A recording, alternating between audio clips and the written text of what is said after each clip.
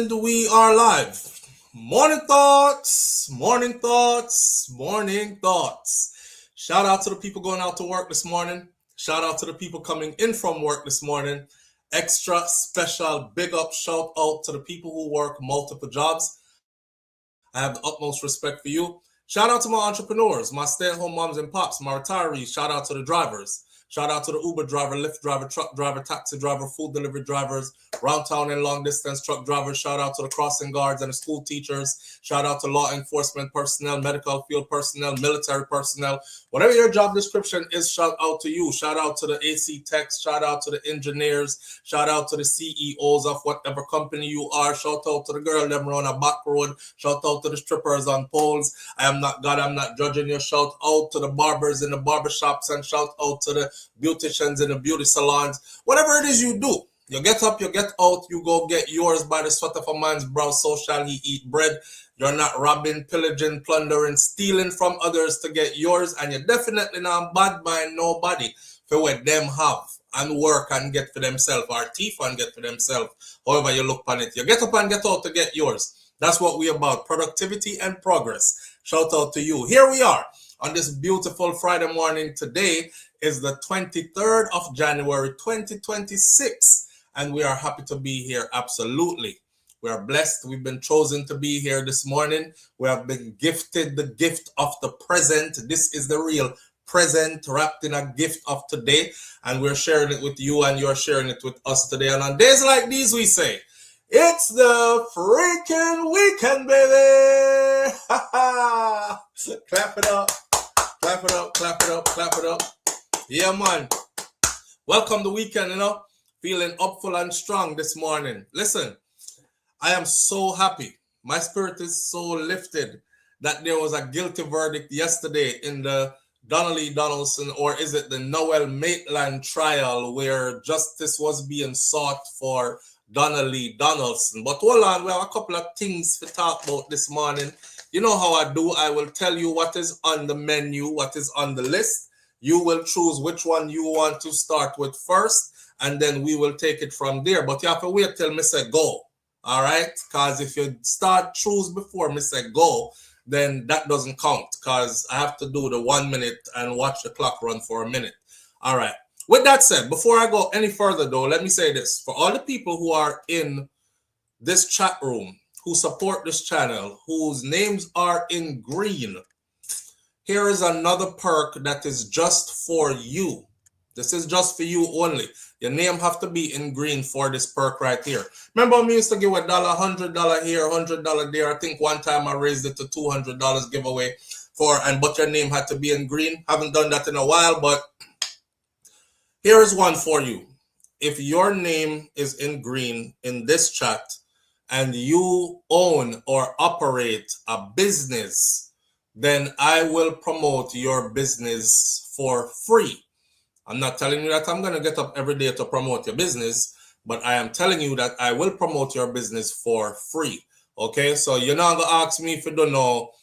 This is actually a service that I do and that I charge people for, and we charge them little and nothing really compared to what our money is when we work with big name sponsors, right? However, we charge a little fee. Seeing, to the people whose names are in green, I appreciate you so much. I won't charge you. I want to see all of us do good. So if you're in green, if you're in this chat, if you have a business, whether it's an online business or a brick and mortar underground business, please do not underestimate the power of the internet. Please do not underestimate the power of promotion. All right? It works. It works. So that is another one that is available for you. Just link me at SouFLoTV@gmail.com, the same email we've been using for the past decade. And that will be there for you, right? With that said, one of our persons in our chat, one of our family members in our chat, who's been here for quite some time, Nance, I was checking out something and I saw Nance does quotes. And you might not think anything big of these quotes, right? So I went and I checked out Nan's quotes on TikTok and on Instagram and Nan's quotes. Like, okay, let me give you an example. You know, when you have to set your mind for each day, or sometimes it's in the middle of the day and you're feeling a bit down and you're feeling demotivated and deflated, sometimes a quote can lift you up beyond measures that you don't even expect it to be able to do, right? I'm going to send you to a page or 2 pages where you can check out some quotes that can get you through the day, can get you through the night, can get you through life. If you're one of those type of people like myself who look for positive things to propel me forward then or uplift me then, like this one, it says your daily source of quotes on love. Her channel says your daily source of quotes on love, life, and everything in between. I'm going to tell you the links in a minute. I will actually post them in the chat in a minute. Here's an example of one. Joy and sorrow share the same heart. To feel joy is not a betrayal of pain, but a courageous affirmation that the light is still worth finding, even here. I found that one super uplifting yesterday. Another one is pay attention to what you pay attention to. That is where your life is being built. That is super profound. Pay attention to what you pay attention to. I ain't gonna lie. Soon as I read that quote, I thought, damn, if anybody is out there who is wasting a lot of hours per day, and I say wasting, watching and consuming a bunch of material that is meaningless to your existence, or have no sense in it, or it's super toxic, and you're telling yourself that it is not a part of your life, it's not going to affect you, you just watch this little bit, and then you find yourself be doing that, pay attention to where you pay attention to. Because whatever it is that you pay attention to, that is where your life is being built. And many more quotes like these are over there. Her place, you can find her on IG at, I'm going to type it in right now. It's NANZKEQUOTES. That's on IG. And her other one on, for those of you who are on TikTok, her name there is NANZKE. NANZKE. The same dot quotes. QUOTES. See that? And I'll put it up on the screen right there. So, all right. We're gonna let that run through the chat and go over there. Nans is probably in here with us this morning, and if she isn't, she will probably be here at some time later. I'm not see the name them on the chat yet. I'm definitely gonna big up about the first 10 people who tuned in. I might run into her name, but she's usually here almost every single morning. So while I was thinking, I could share this with the audience because it's a family member, Mr. Tawafid, yo, I've been looking for something else to, because I'm so appreciative of you, all those of you whose names are in green. I am super appreciative. And I can't say thank you enough. And I've been thinking, what else can I give them for this type of support? And I thought yesterday, wow, you do promotion for other people. Make it free for the people whose names are in green. Okay, that's for you. All right. With that said, so on a seat, go over there and hit up Nan's quotes and just subscribe to it. And you know, when you subscribe to something, every now and then the quotes will come slightly, stuff that you're subscribed to will pop up on your feed, on your timeline every now and then. So a quote that you really need might pop up on a day when you really need it. That time you don't forget to you subscribe to that already. You know what I mean? And it pops up when you really need it. Again, that one here stuck in my mind from yesterday. Pay attention to what you pay attention to. That is where your life is being built. That is super profound for me. All right. Nans, if you're in here, when I go down the chat, I'll see if she's in here. I'm looking for what I just posted in here, though, so I can pin it. And for those, oh, there you go. I appreciate you. I appreciate you. Nans, big up yourself. Thank you so much. for being here. Thank you for being a part of this platform as well, and thank you for your constant ongoing support. All right, and thank you for all the times where you share some things with me too behind the scenes. You're like, SouFlo, have you seen this one yet? And I'm like, no, I didn't catch it yet. And you're like, all right, look into this, and it end up being some big topic we get to discussing in the morning. Yeah, the contributions you give to this platform, I appreciate it greatly. This is the least that I could do. Right? Thank you. With that, we'll move forward and we'll start to get into our topics. Before we move forward and get into the topics then, let's scroll to the top of the chat and let's big up some people who are in here this morning. All right. Miss Goldie Robinson, first one in this morning. Miss Goldie Robinson, I appreciate you greatly. Thank you so much for, you know why I say thank you so much. You are so supportive. Thank you so much on all levels, on all platforms. Thank you so much. All right. If I leave your name out, it's not because you're not supporting. It's because I just didn't get to the name or we don't have time to spell out everything this morning. Just know says love. All right. Sharon Spence, thank you so much. We appreciate you greatly. Winston Gale is in the building with us this morning as well. Audrey, big up yourself. Audrey Wright's in the building with us. Says morning fam, present teacher. And then there goes Audrey again with the please remember to hit the thumbs up button as you enter the live. I appreciate you greatly, Audrey. Thank you. Black Eagle is in the building with us this morning. Thank you for being here. Anne Marie Daly was here, but she gone because her name not in green. And it's a closed chat this morning for green names only. Friends from Lake, big up yourself. Friends from Lake said, a hearty Friday morning to my awesome people in the chat and waiting on the live viewers. All right. Who else is in the building? It's the freaking weekend, baby. Clap it up. That's friends again. Simon G, big up yourself. Thank you for being here. There goes Nans. Thank you for being here, Nance. Thank you for being a part of this platform as well. Let me see who else is there. And we are live. Oh, who said that? Oh, friends. Where you say Audrey? Okay, they're having a conversation over there. Let me come out of the conversation. Who else there? Can big up some more people. My brother, Mervyn the Point, Jamaica Kerr, big up yourself. Thank you for being here. Thank you for being a part of this platform, part of this family. Thank you for your presence. Thank you for everything you do here for us here. Nisha, big up yourself, Nisha. Thank you for being here as well. Lil Red Gucci, thank you for being here. I noticed you slid through a couple of times and I missed it.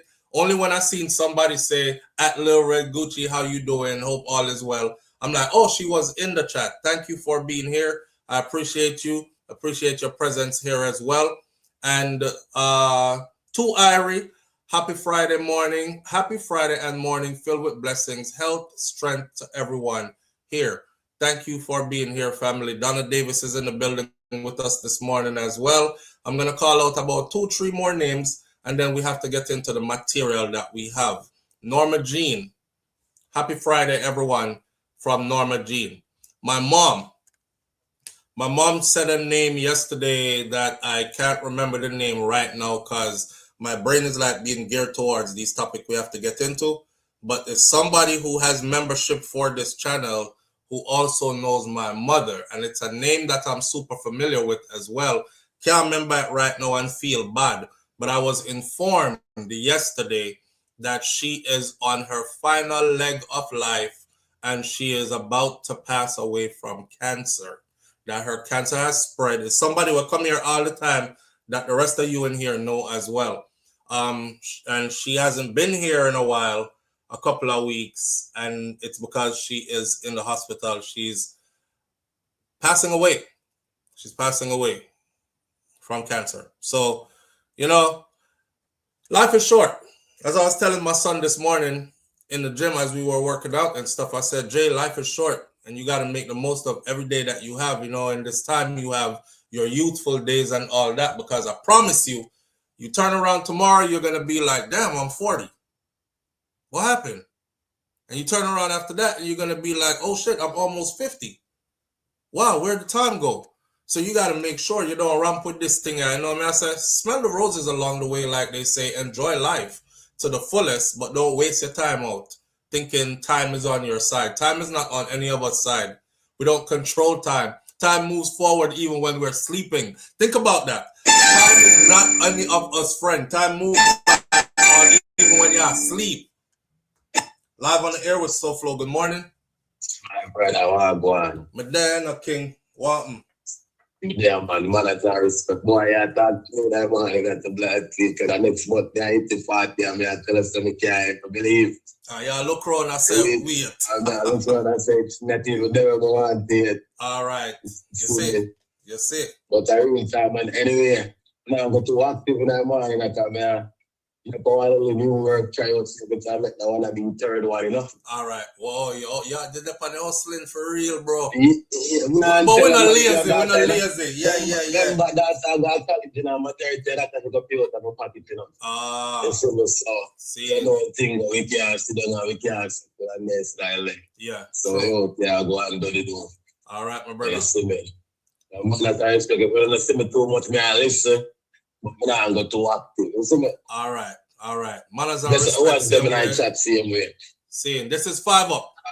Big up yourself. Let's Bond TV. Manners and respect. Brother. All right, my brother.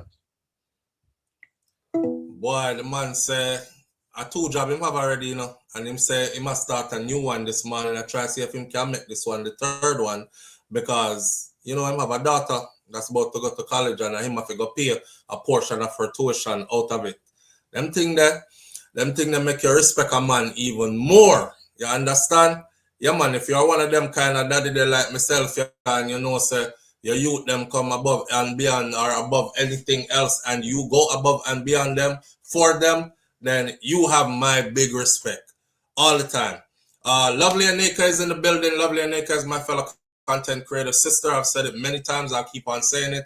If you're here and you haven't subscribed to her channel yet, then I don't know what's holding you back.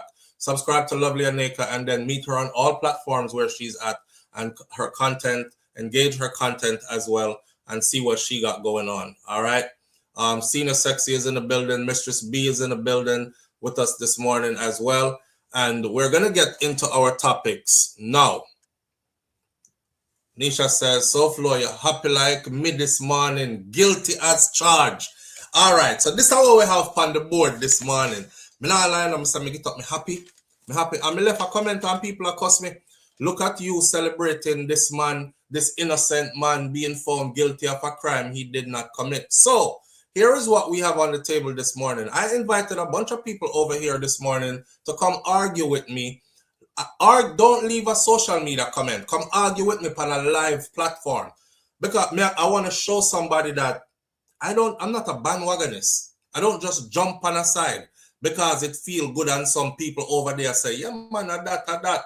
I'm not that. I need to see all the pieces. So just like any other case that I've followed, I followed this Donaldson case, Noel Maitland case from the beginning to the end and all moving parts with it. Guilty. And I've been said that. Guilty. So to see him found guilty now, of course, me feel good. I could have my daughter. There's a question here. Listen up. This is what's on the board and you're going to choose. 1. Would you send your kids to Jamaica to go through school? We're talking about primary school, high school, or secondary, whatever you want to call it, and so on and so forth, and then bring them up where you're at. For those of you living overseas, would you send your child through that? Yes or no, and why?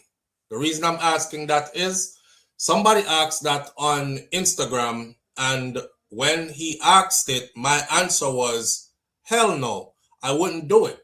So many, it's like, I'm telling you, the more my platform grow, or our platform grow here, it's like the more you're seen on other platforms. So people know you get a whole heap of SYM. We don't know what that means, right? The sucking mother talk. Yeah, and a whole lot of that.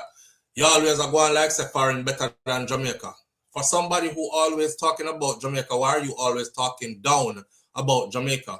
Just because I said no, I would not. So I figured, bring it here this morning, make we have this discussion. 1, would you send your picnic go to Jamaica to go through school and then come back after them done with school? The next one on the list is, there's a trend going around. Jamaican men are now carrying purse, and handbag. When you seen it, y'all have seen like the NBA players and the movie stars, the men who now show up to the games and show up to the red carpet events, clutching a purse or a handbag, right? Jamaican man them start do it now. There's an artist that I like very much as an artist, which is Quick Cook, and Quick Cook did have a message for the Jamaican man them, but I want to have a whole conversation about it. So we're going to talk about, one, would you send your children to Jamaica? Two, Jamaican men carrying purses and handbags. Three, Nicki Minaj saved her mansion last minute. And four, of course, is the Noel Maitland thing. So those are the four you have to pick from. Noel Maitland or Donaldson, whichever one you want to call it. That's one. Again, the next one is Nicki Minaj saves her mansion last minute.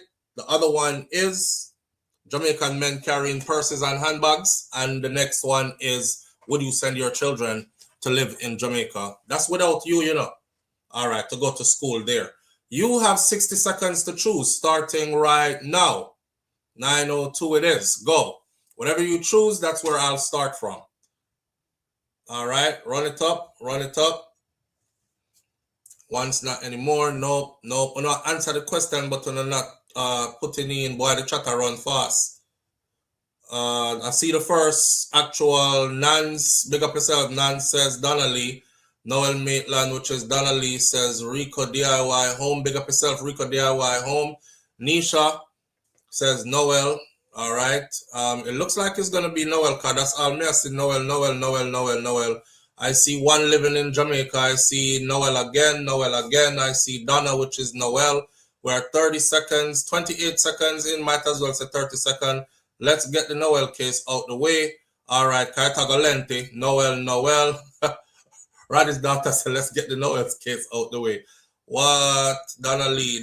All right, so we'll now go with this. This is what it's going to be. So let me start queuing that up from now. All right, let me see. 2 Jamaica. Senior Sexy, no, I want to take care of my kids. Donnelly, Noel. Overwhelmingly, Noel. Yes, education. Save that for later. The chat is running faster than I can keep up. 5, 4, 3, 2, 1, and Noel it is. I'm happy. I'm happy like pig in a doodoo. Cause the pig them happy when them in a them pen and doodoo they everywhere. You know? Them have a saying where them say happy like pig in shit. I was so happy because my heart would have been broken even further for Donnelly's mom. Remember, I know, and my pick Nina. So me can't judge how she feel about losing her daughter. You know what I'm saying? Especially when you're so close to your child. Cause you know you grow older and you're kind of distant from your parents. I mean, how many of us still go lay down in a mummy lap? Put your head in a mummy lap and just watch one favorite TV show together and something like that. That's to show you how close this girl was to her mom. That part of the story stuck out in my head. When her mom said that's what they were doing when the phone call came in. And she knew it was Noel that called because as our daughter was laying in her lap, she answered the phone right there. Like she not hide nothing on her phone from her mother. So she answered the phone right there. So someone can't open the phone in front of her mother because you know, have teely pics and pum pum pics and she opened her phone just like that in front of her mom and she saw Noel. She jumped up out of her mother lap, talk to this man. The man said, I'm coming to pick you up. She said, all right. She get ready quick because she's the kind of person that move when Noel says move, right? They had been together for what, 3 years? 3 years. She absolutely positively sure is him drive her away from her house. She saw him when he came to pick her up. And then that's the last time you see your daughter and this ratted boy I call you to talk about, mommy, you hear from Donna? Why, Noel, you're wicked. No, lie, you're wicked. Noel cried yesterday, y'all. Cried, shed tears when his guilty verdict was read. I think he actually really thought that he was going to beat this case. No special treatment for Noel Maitland. The Commissioner of Corrections, Brigadier Raj Mason, has insisted that there will be no special treatment for any member of the security forces who is imprisoned. This follows the guilty verdict against Constable Noel Maitland for the murder of 24-year-old social media influencer and entrepreneur Donna Donaldson. Mason insisted that all convicted persons are assessed the same within the correctional system. You have to go do the same on everything.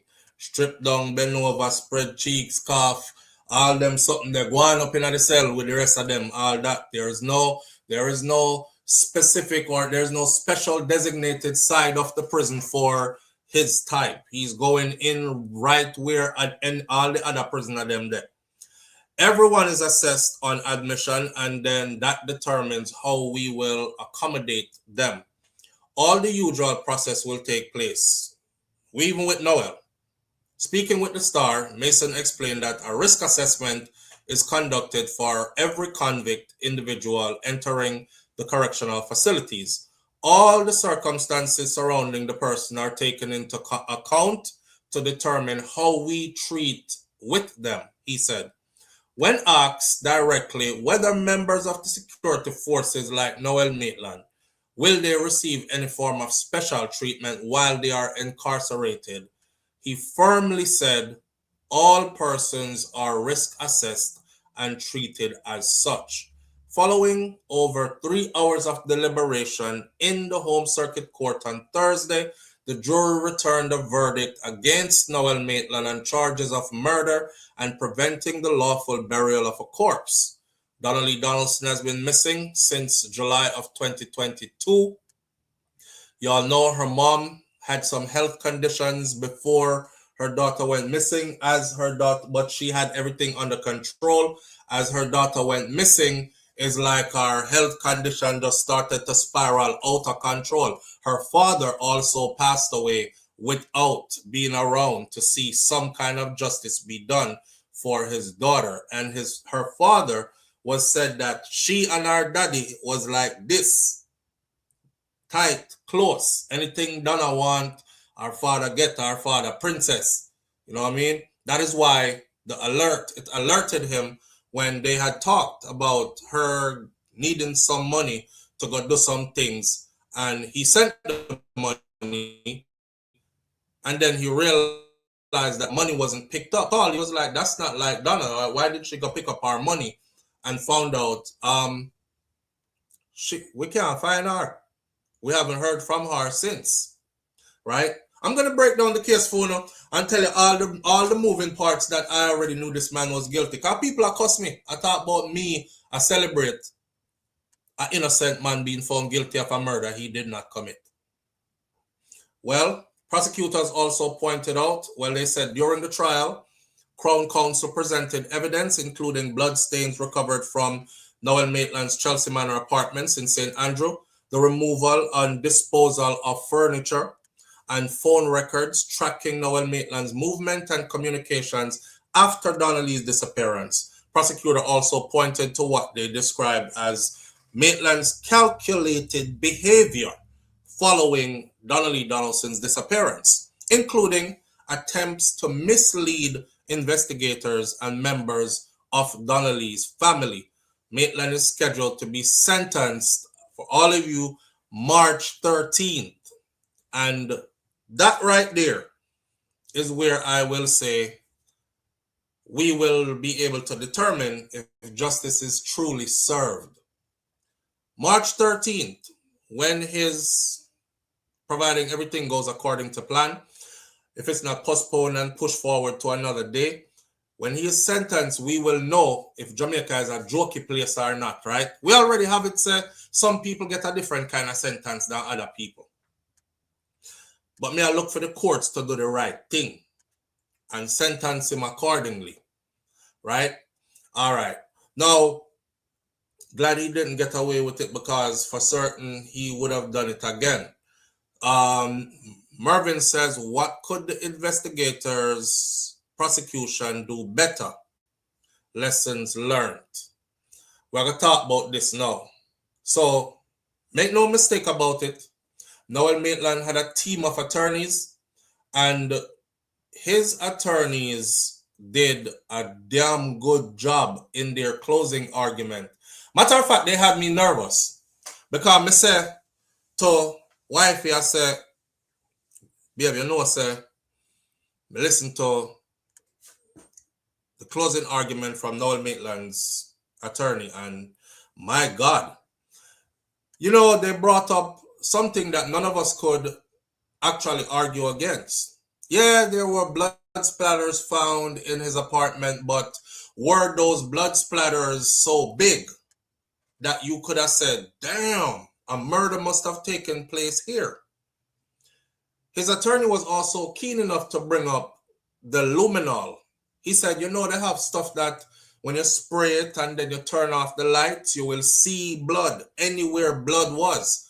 We've had this conversation before on this channel when me telling us that I watch criminal shows, and 20 years later after a murder took place in a certain place, they went in there and they sprayed the luminol and they found the blood. Like the one where the man was, the investigator was like, yep, this is where she died for sure. And consistent with her injuries, she was bludgeoned. And every time he went up like this, the blood-soaked bat that the man was using to beat in her head, every time him go up like this, it would have splashed the blood like this over the ceiling, and he would come down and strike and go up again. All that stuff was shown. Noel Maitland's attorney made sure the jury knew those experts did go into his apartment. They did spray that. They did turn out the light. They didn't see anything. So the few little speckles of blood that they did find, those speckles of blood don't look like a murder was committed there. And none of us can argue that. A few speckles of blood don't tell us that nobody get murdered here. Me cut my finger in my house already and me said, damn, man, by me flash it. So one time, it's like 3, 4, 5, 6 little speckle of blood about the place, right? He said it's just like if you did cut your finger in your house and you flash it, little blood splash about the place. I said, damn, he got the jury. The way I say he got the jury is when he said the prosecution brought their expert in here, and that expert told you that there is no way that they can tell when that blood that was found in Noel place got there. The blood could have been there for years before anything that day when Donnelly and him had an argument and she left. Because that's his theory, right? I don't know where she went. We had an argument. She walked out. Haven't seen her since. You can't argue that either. If you find just speckles of blood and somebody said, when did that blood get there? Because the blood dry up already, right? When did that blood get there? You can't tell. None of us could tell. Nobody could tell. Right? Somebody said, damn, I hope. That's why yesterday I was saying I hope that the jury is smart enough to get over all of that. Because remember them tell we say, juries now is a class thing in Jamaica where rich people, upper class people, and even middle class, well-to-do people, they no longer do jury duty. When they get called for jury duty, them tell the people, them say them have this for do, them can't do it because them are go bias and them do this, and they talk their way out of it. It is mostly the lower class of people, so to speak, who do jury duty. So I say, Jano. And to see the attorney is speaking patois in the chat room, in the courtroom to the jury, kind of told me something else. Why? Because let's be honest, when you're addressing people of upper echelon or upper society of Jamaica, you don't talk in a patois. You speak in Queen's English because that is what most of them speak in, right? So hearing them address them in their closing argument in patois, I said, okay, so them are not uptown people jury. I mean, I hope that the jury don't just go in here and say, I want to go home, I'm tired of this. The last thing me hear that me I go with, him attorney said we can't tell when the blood reached there, and it's true. Nobody can tell when the blood reached there. Them did that together for 3 years, so that is not enough to find him guilty. Me I vote not guilty and go on my yard. That could have very well happened yesterday. That could have very well happened yesterday, but it didn't. The only thing I'm worried about is on appeal.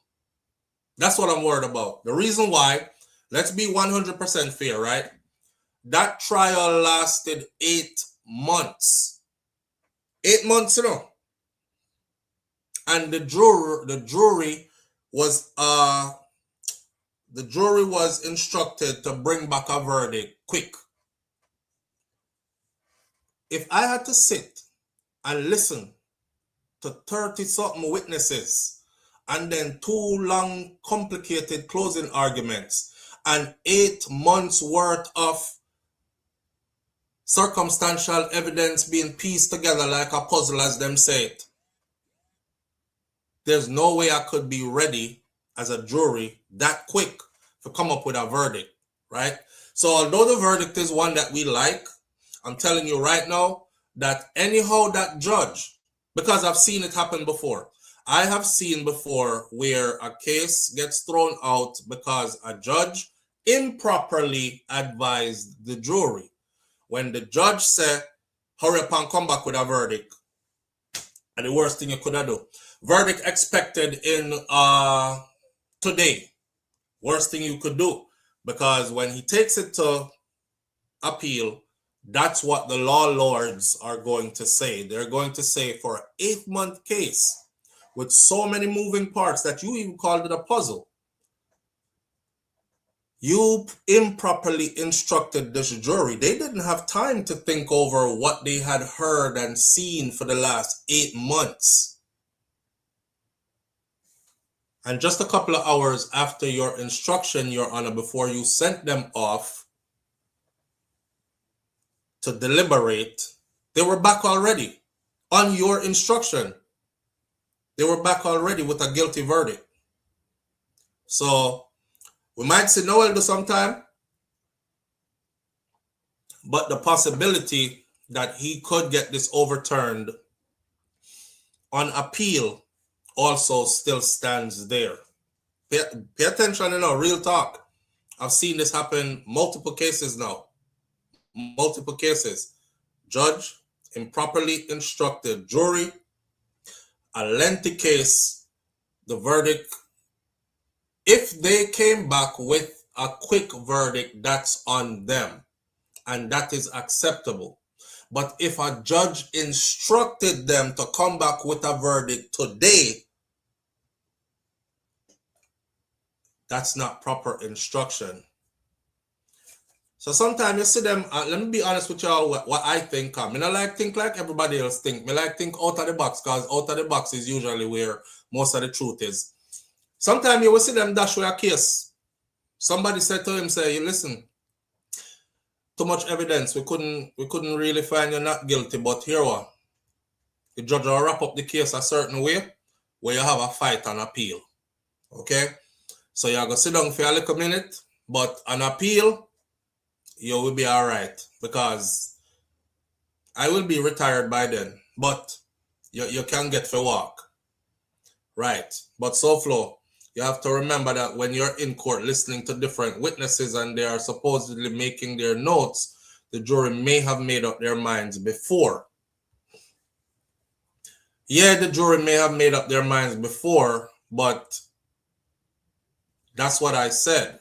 I'm not talking about the jury making up their minds. I'm talking about the instruction given by the judge. That's a difference. If the jury, let me say it again. If the jury made up their minds and the jury came back 5 minutes after they got sent to deliberate and said guilty, that's the verdict. But if a judge told them, come back with a verdict today, remember, you have close up business, COB hours. So let's say, for instance, trial started today at, say, 8 or 9 a.m. And then you had the judge instructing the jury. You have time for everybody shuffle into the courtroom. Everybody is in attendance. Everybody for the jury is here. The judge is going to have anything else to say, then the judge are going to turn around and instruct the jury now. If the judge instruction to the jury is half-assed, not done properly, done too quickly, and if he tells them to bring back a verdict today, that's grounds on appeal for a dismissal of that case. Because there is no way you could tell them, instruct them to bring back a verdict quickly on a case that lasted 8 months, right? And like I said, I've seen other cases get thrown out before just because of that. Just because the judge instructed the jury to come back with a verdict quickly, or come back with a verdict like today, or something like that. I watch these cases. I watch the law lords ask, how could you ask them to come back with a verdict this quickly? And also, if the judge did not properly instruct them, like a judge have to instruct the jury, the judge have to say stuff like, okay, if you don't find XYZ, then you have to vote for manslaughter, not capital murder.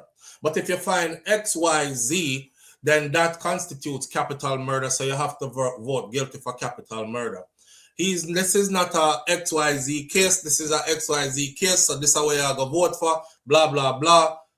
The judge have to properly instruct the jury. Did the judge properly instruct the jury? Because all this happened quick. All that happened quick, and I said it yesterday. I said, when I was reading it, it said the verdict is it said the judge will tomorrow give his own summation of the case and give instructions to the jury. And I said, wow, on one day, and the verdict is also expected. I said, that's a lot to be happening in one day, to include verdict. Y'all gonna see, his attorneys are gonna appeal this for sure. Now, not to dampen the moment, we are happy that, because that's what we've been asking for. By the way, me like the people them flowers. Andre Stevens. Andre Stevens is to be commended, because Andre Stevens was the one who pushed out really from the beginning for this case right here. Andre was the one that pushed out really. Him really step out. I remember when it was just a talk that, yo, the one policeman girlfriend missing a Jamaican, and them say a murder and murder. This is before we all knew all the details, the moving pieces, right? And then the first person jump out and gather up the people them on outer road with placards and all that. Somebody with a platform was Andre Stevens. So, and he's been very vocal about the whole thing from then till now. So me give him credit for standing behind this family, for using his platform to load up the thing. Because I'm telling you, we've moved into a different time where these platforms that we build, they take on a certain level of power. As in, you're able to expose certain things and you're able to show certain things to a broader audience. Whereas things that they would sweep under the rug before, they're not so able to sweep them under the rug anymore. And when we're able to have these thought-provoking discussions, when we're able to, that's why you heard the attorney, Asaf in the crowd, the 2 days before, and I read it to you what he said, right, about discussing these ongoing cases on these platforms. And I said that we might talk about, and people like us, when you're able to, they're not worried about the people who can't break down a case. They're not worried about the people who are not intelligent enough to have a sensible conversation. They're worried, super worried about the people who are able to take all the pieces, put it before an intelligent audience, and all of us look on it and say, yep, well, let's walk it back. So, she showed up at Chelsea Manor Apartments. How we know? Cameras caught her, and they have the camera footage in police evidence. Cameras caught her when she showed up there in Noel's company. Cameras watched her go into Noel's apartment. The camera was running. We know she was there. If this same camera is still running, and it's running, how come we have footage of him coming back out of the apartment the next morning, but no footage of her coming out ever again. Remember when I said they better get a forensics specialist to deal with the footage? They need an expert that can look at, investigate, look on the footage there and say, was the camera tampered with? Did somebody splice that out? Cause them not like Noel and they're trying to say that if we cut out the part here. You see, when we said it that day, you know, see what happened the next day when him lawyer go court. His lawyer went to court and said exactly what we said the day before. Him and his neighbor who have the camera, them never have a good relationship. And they basically tried to say that the neighbor didn't like him. Well, hell, what could the reason be? Why would the neighbor want to sabotage a video footage of Noel? For what? They're that kind of enemy? Yes, because this is what good attorneys do. Them sit down and come up with a plan, right? Yes, because we have to put a motive. We can't just say him not like him just so. So we have to show a motive and a pattern. Well, him play him loud music all the time, and him have him samba parties all the time. That was the story they used, right? And him have him samba parties all the time. And, you know, he's pretty flamboyant with his lifestyle. So Noel, he heard Noel one day, because Noel would say it loud. Like, Lord, them a bear fish, them are moving at the building now. And he took offense to it. Fish, for those of you who don't know, is Batman. Bear Batman, them are moving at the building now, and the neighbor took offense to it. So it could be that the neighbor is a homosexual and you have never invited Noel to any of your parties, and he's your neighbor and live right next door. You remember the attorney asking all these things, painting a picture like them was such enemies because Noel never liked him Batman lifestyle. So him a go cut out a piece of the video now, where splice it so he's seen with Donna going in, but no footage of her will exist coming out. I said they better get an expert to investigate, to look upon the video footage there, to inspect it. And they did. And the expert said, nope, the video footage is whole and soul and very much authentic, never been tampered with. It was recorded and it was gotten by law enforcement exactly how the camera recorded it. The camera recorded the video footage, him going in and only him alone coming out, but him and Donna going in. So Noel's attorneys were unable to explain how the hell she go in your apartment with your on camera, brother, but the same camera see you come out, but you never see she come out. Oh, she did disappear into vapors? Did she come out invisibly? Or was she in that couch? Because that's the only big piece of thing he was seeing on camera moving out of the apartment. And that's the first thing I theorized when we were looking at this case, right? We say, what we did say from day one, me say, audience, Donna Lee come out of the apartment in the couch. She come out in the couch. That is why the attendee at the car wash said blood like rice grain in the couch. If you ask me, Noel had help because the person will help him move the couch there. That person knows what was up with that couch. So I know him alone, you know. That person knows what was up with that couch. But what did they do with her body? And I wish we could have tracked where he went from when them pick up the couch to when the couch ended up at the car wash. Because there was something there. That he knows a camera about the place. He knows cameras about the place. Yo, how me I gonna get her out? Y'all remember my theory? I said if Noel is a police officer, okay, he's a constable. He's not a dummy. I didn't know about investigation and so forth. So if he was going to plan to kill Donna Lee, he would not have done it in his apartment because he knows there are lots of cameras that would have seen them go into that apartment but not have seen her come out, and that's something him can't control, and all that could be potential evidence against him. So it had to have been an accident why she died in that apartment. Accident as in him probably in there beat her, but never mean to kill her. Some man do that, you know. Them beat the woman to 1 eye blink away from death. But me never mean to kill her. Me see people shoot people already and say I didn't mean to kill him. Stab people already and say, oh my God, he's dead. Oh, I didn't mean to kill him. I didn't mean to kill her. Something like that happened in that apartment. And he panicked. He panicked. Because now he was like, oh shit. How me I go get her out? How me I go get her out without the camera them outside see? See what I'm saying? If he was going to dash her away already, he would have carried her go somewhere far down a country or wherever, go dash her away. Haven't seen her now.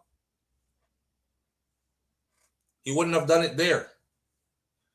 It happened there, and he had to figure out how to get out of it there. Here comes the coach. You don't want to wrap her up in a no tarpaulin or wrap her up in a no towel and blanket and nothing. Because it's going to look like one body still. And he was seen moving something out the apartment the day after she was reported missing. Because police are come to, you know. Police is coming. And you have to figure out how to get this out of your apartment quick. But Ross, we have to pass the camera them outside. Can't wrap her up so. Because it looked like the silhouette of a body. Can't do that. All right. I'm going to put her in the couch. Then me can say, which is what he said in court. Him say, I had an appointment to get the couch wash set up before Donna went missing. You can't make this up. You can't make this up. Who in all my years of being a Jamaican, who ever set an appointment with a car wash to wash a couch? And then guess what? That is a lie that you tell that nobody is willing to back you up with. Because remember, you know, the car wash attendee is there in court testifying on behalf of the prosecution. The car wash attendee is not backing him up and saying, yes, you know, 2 weeks ago, Mr. Maitland did come by and we set down the date and the time for him to come with the couch. So it wasn't out of the ordinary. We were expecting the couch. Him just show up at the car wash with the couch randomly. Somewhere between leaving that apartment complex and getting to the car wash, Noel was able to dispose of that body. Somewhere there. I mean, I think Sam either cut Donna Lee to pieces enough to be able to fit into that couch, and that's why the blood was so much. Or she had a very bad injury that was bleeding profusely, but him stuff her in the couch anyway, took her out whole after they got away from his apartment complex where all those cameras are, and probably put her in another vehicle for somebody else could dash her with him while he went about business with the couch. Because remember, him show up at the car wash where the couch did that. And the car wash attendee said moments later another man showed up that was with Noel in a different vehicle. So which part him did there before? When did that before? That's what I'm saying. Noel got help. Somebody out there, another human being, knows exactly what the hell happened. That I'm bona fide brethren. That is somebody who have a secret for him now. That is a brethren where you can call and say, yo, dog, on pardon my language. Yo, brother, me fuck up. And he must say, what? And I say, I can't talk on the phone right now. Come round here, so. Or me borrow somebody else's phone and use, call them. Because me a police, you know, and me a think, and me a say, boy, I'm going to look for my phone after this. Matter of fact, it was brought up in court that Noel made over 100 phone calls the day after Donna Lee was missing. And out of all those phone calls, 2 of them was to her phone that lasted seconds. The prosecution joked about it and said they didn't last any longer and he didn't make any more attempts because his conscience, he already knew what happened to her.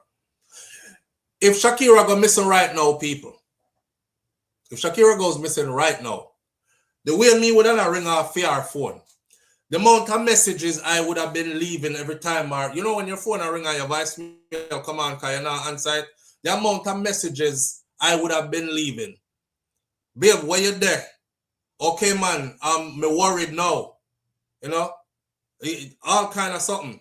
The man make 2 phone calls. Of course, they weren't answered, but it lasted. It can tell them how long it lasted, how many rings came in, whatever. Seconds. Do it again later. Seconds. That's it. He wasn't looking for her. He was busy trying to clean up the apartment, move out the furniture, dispose of the body, cover himself so him not go to prison. And somebody knew. Somebody else that was helping him knows. But you know what? It don't look like we are going to catch the people them when no. It's not hard to catch them though. It is not hard to catch the people them. Right now, them can go back to that video and go see the guy who helped him with the couch, put the couch on the truck and charge him rotted for accessory to murder as well. Cause him know. Accessory to murder after the fact. It's an actual charge. You know. That's why when the truck driver say, no, I'm helping you with that truck, with that something there. Them say, no, you stay up there, son. They told the truck driver to stay up there.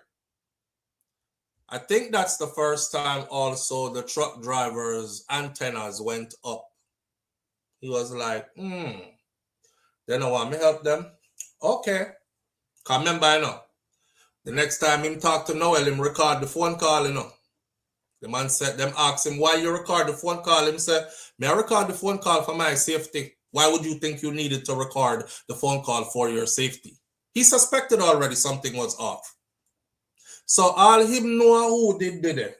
If he can see the person again, you are the one that helped Noel take the couch from the apartment, put it on the back of my truck before the police they come seize my truck. They know it's not hard to find him. He's out there. He got away with accessory to murder after the fact.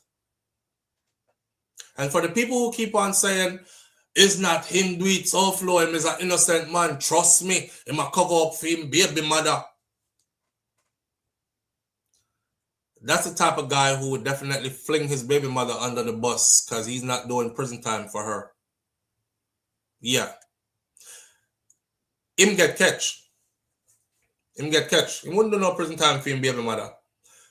The same way, the same camera saw him and Donna go into the apartment is the same way the same camera footage could not find anything on there with his baby mother coming or going in that allotted space of time. That's the reason why them know say it not have nothing to do with him baby mother. Whole heap of Jamaicans wanted it to be his baby mother. You know them vlogger there where take the story like I tell you all about all the time. Them take a story and them twist it how them want to twist it. Nothing. Call Donna Lee over there and lock her in the apartment with him baby mother.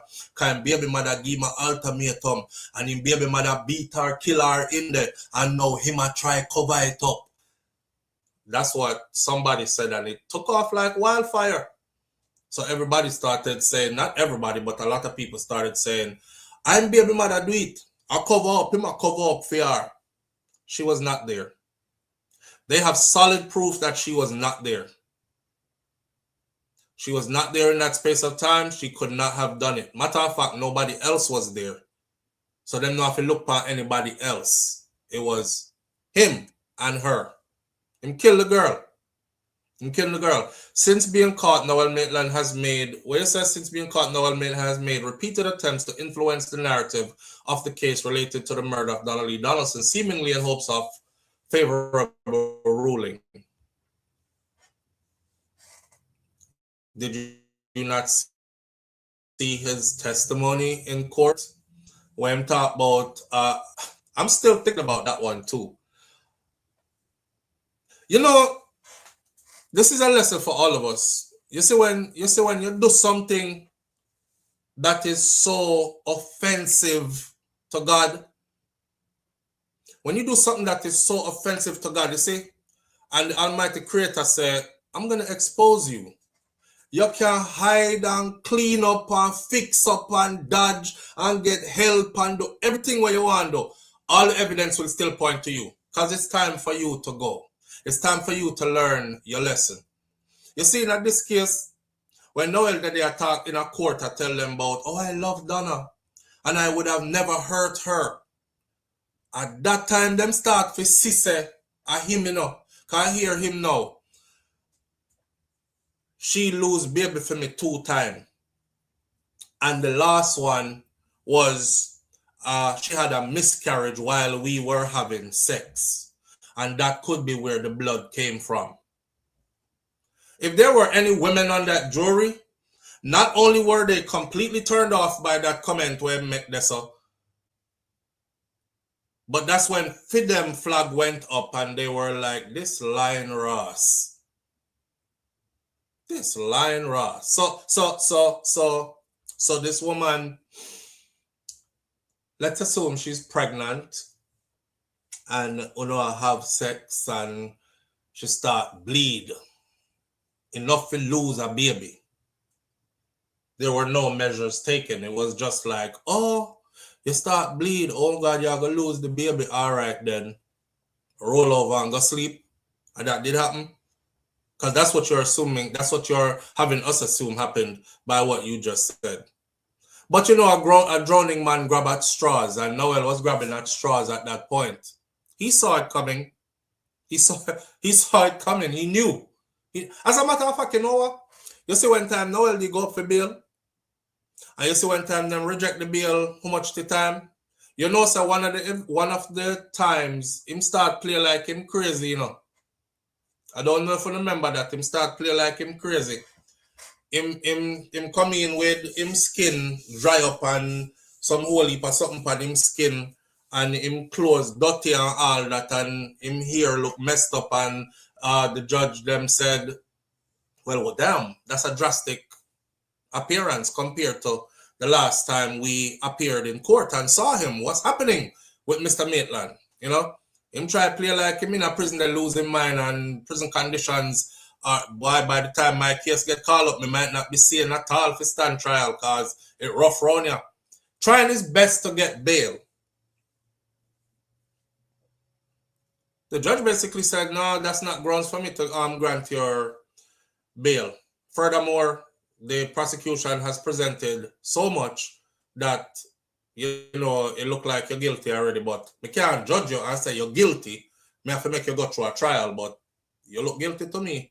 So go on back in there. That's when he knew his ship was sinking. Because they tried multiple times for bail. I think he was rejected 3 times for bail. And when they failed, he knew his ship was sinking. He knew his ship was sinking. Where's that? How him to the baby for miscarriage, junk science. He thought he could have gotten away.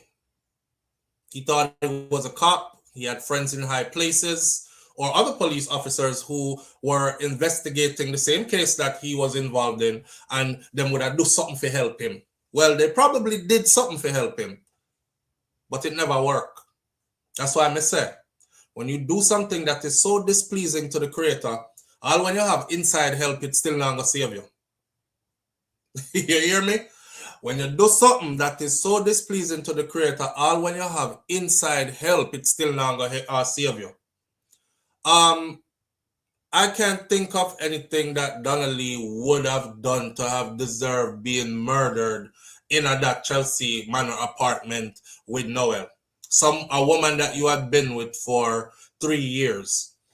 Another thing, Donna Lee is 24. Something we say quite often on this channel right here. Scientifically proven, science says your frontal lobe of your brain, the part that handles impulse control, higher executive thinking and decision-making skills, is not fully developed until you are at least past 25.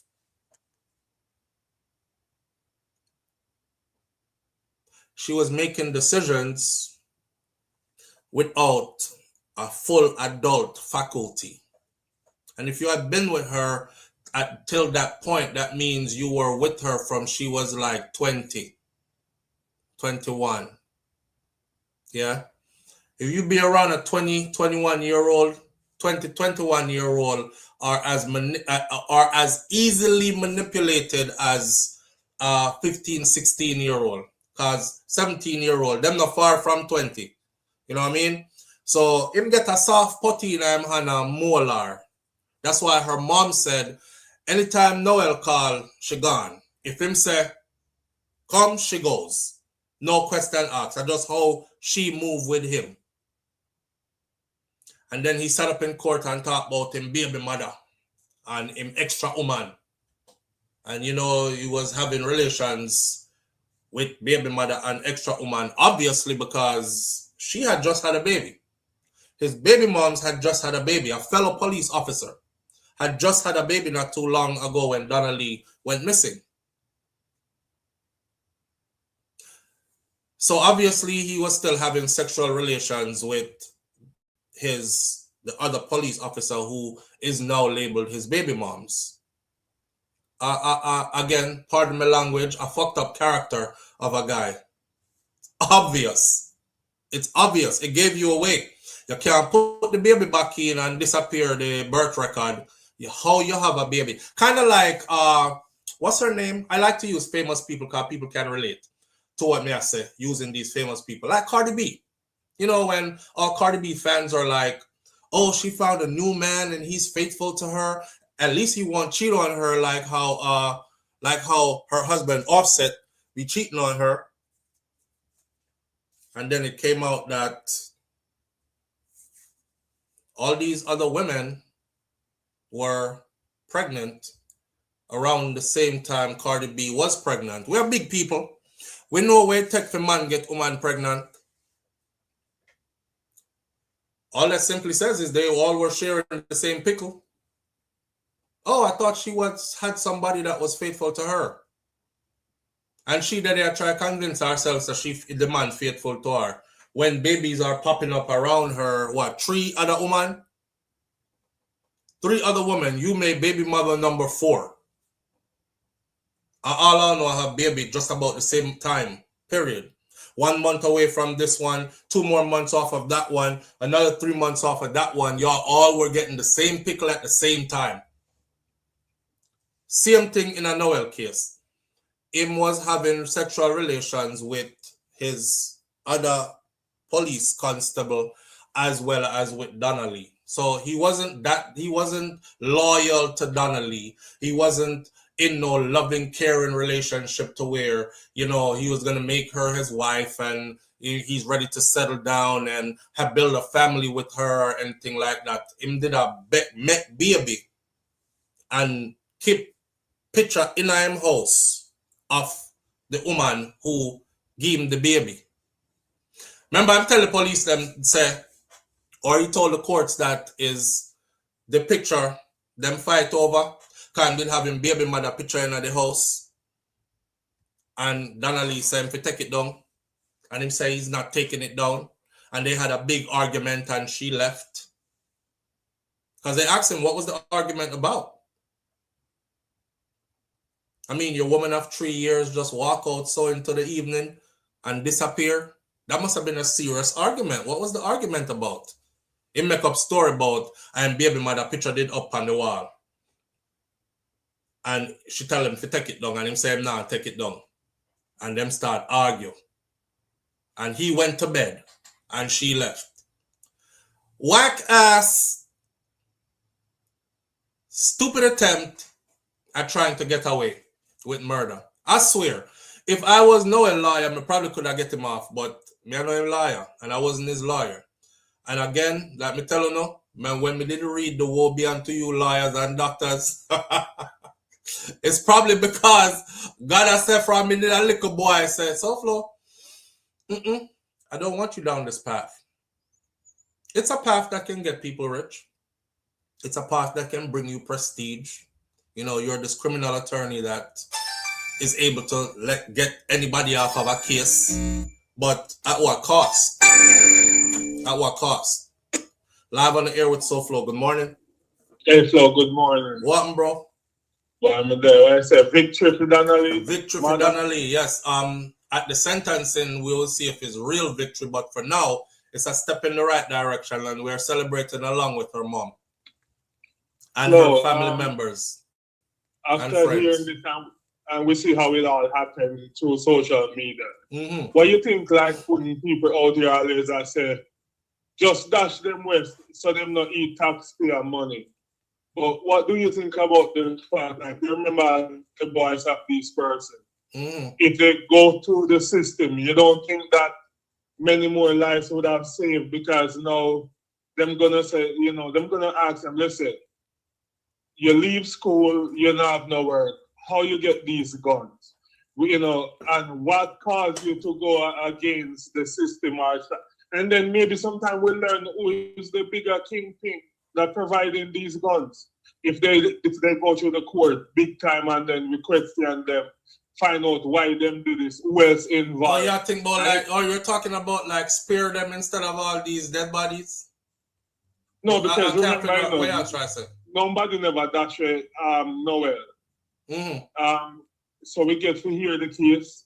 We get to see how these police officer mind work. Okay. We get to understand that there's many of them out there. Mm-hmm. Mm-hmm. But with most of these guys, the police them just show up and just dash them away. And we don't find out where them get the guns themselves. Right. So if they were going through the system same way, maybe you would hear where them get these guns from. Yes. And then you can catch the kingpin. I know you can cut less crime, less gun and distribute in a certain area. Yeah, true. I've said that before too, Jerome. Like, yeah, we want to know. Like, for instance, right? Remember the case where a taxi did get shoot up and the little school picnic them get killed in the taxi along with other people in it. I think it was like 4 people died in that incident. Or the incident where some people they run at them ends just a chill out and gunman go around there, and I think it's one of the mass shootings that happened last year in Jamaica. 5 people dead one time. Them kind of something there. Don't you notice the pattern? After that happened, right? This is what we got next. The gunman who is thought to be involved in the mass shooting massacre at whatever lane that was where 5 people were killed, died today in a shootout with security forces. That don't solve no case for me. That don't solve no case for me. So remember, you talk about the Bradshaw and even the guys that might get higher, them tell you what happened and when the baby was innocent and when, you know. Yeah, that don't solve no case for me, brother. Me would have rather them catch them. Me don't know, broke him foot. But catch him, bring him to court, and let we see, just like how in Noel Maitland's case, how we were able to see all the moving pieces. At the same way, should I say all the moving pieces for a lot of them other people here. Oftentimes when they do that in Jamaica, the first thing me think is, yep, the real killer is still out there. Because them just kill a man and just throw that upon him. And if he did, it's not him alone did do it. So when the rest of them there, what did do it with him? Because if you listen to the people who got shot up in, say, the place, the time when 5 or 6 of them did get killed, the rest of people who around there, some of them get gunshot too. They said it was multiple men who came through here with guns. So, boom, them killed this man. Where rest of people them will come through with the guns them there. Like, maybe if y'all held him would have telling you who else him did go up and work there with and shoot up the place. So, hypothetically, what if you were a police officer and you have this girl where you really love, you're dating her, but her ex always the stalker. What would you do? You just don't mind your own business and say that affair and your ex business? No. Me cut down left her. If you have a stalking ex, I'm out. No, but in Jamaica with these police officers, a girl just go to him and say, no, stop bothering me, you know, and you want to please the woman as a police officer. It's either every minute you give the man the ticket or you just plant something for him and lock him up. You talk about a case where the girl might be involved with the police officer? Or the police officer might look some front from the girl? Whatever. Because a police officer who is remaining professional at all times, that the complaint where she make, he's going to keep it professional. You know? okay, he's stalking you all the time. Do you want to take out a protection order? Because, you know, we're going to need some proof that he's stalking you all the time. That's a professional police officer. Him not look no front for her and not trying to do no favors. Once a police officer start look front, him going to try to start the favors, and then he's going to become unprofessional. So, I don't know which side of the spectrum you're depend with that one here. No, man, that's the one I'm talking. You know, when the unprofessional? Girl, yeah. If he's unprofessional, then any wickedness can go on, bro. And I've heard that happens all the time. I've heard that happens all the time. But sometimes if a person get their day in court to explain, sometimes you'd realize most of these persons when you say them dash way, they're really, really innocent. Yeah. You know, much people making news, and the only reason they're making news, you know, is because they meet a girl where say they're not in a relationship. Jerome, let's start for things. What, Jerome? You ever had a bad relationship where a woman did you so wrong, not true? It's like me I ask and I tell you at the same time. Because I kind of feel it. Hello? Because that's always your scenario. Your scenario is always but woman, and if the woman do this or the woman do a wicked girl. So me I start getting the same kind of energy like a woman did you really, really wrong, she scar you. No man, me watch Disturbia and me watch a lot of movies, you know.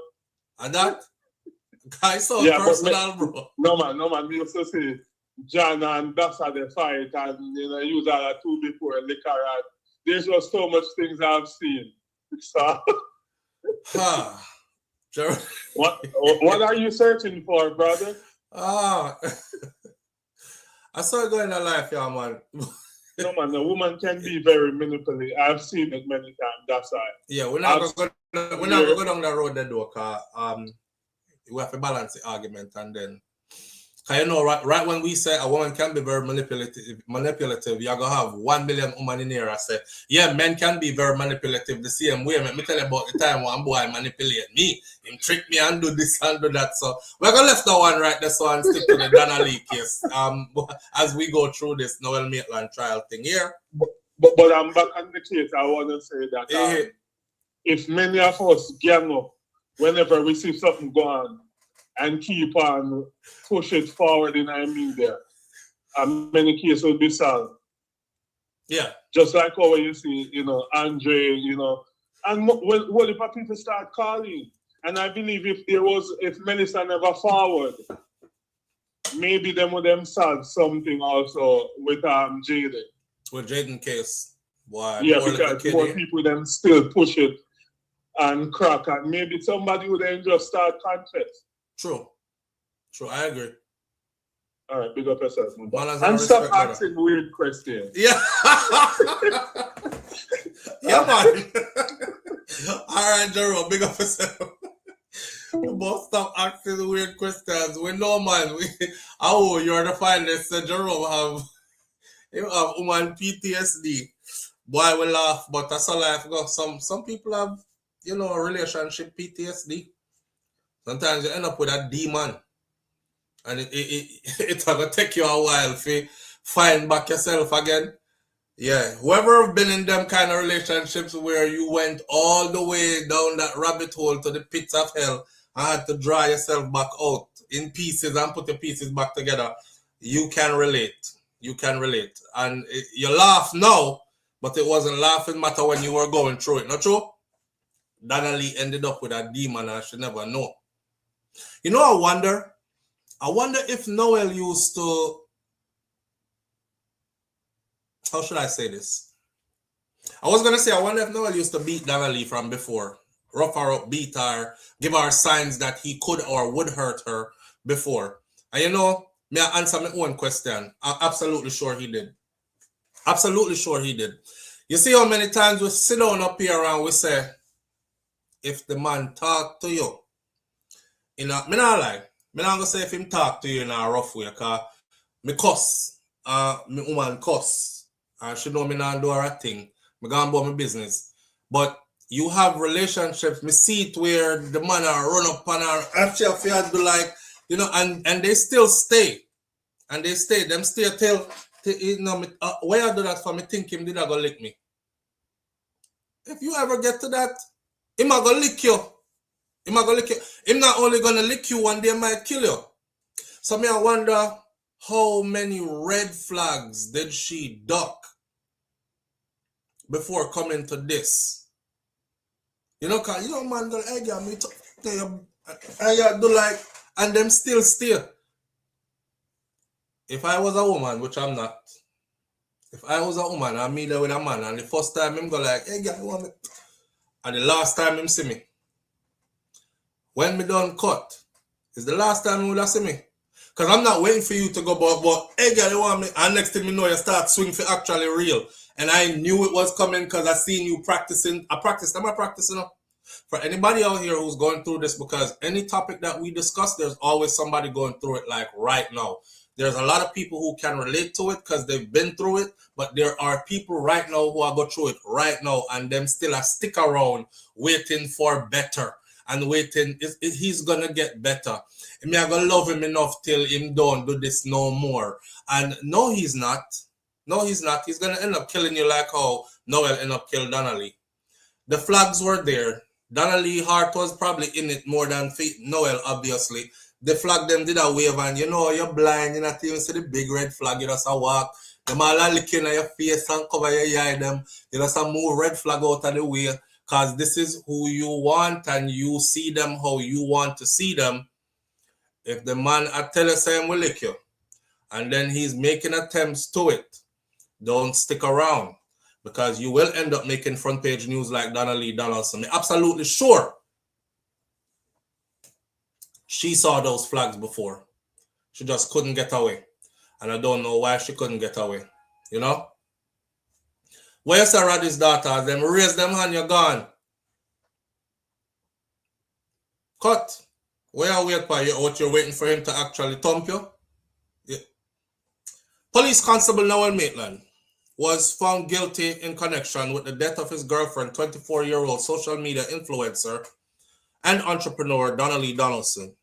The jury in the home circuit court deliberated for more than 3 hours before returning its verdict of guilty.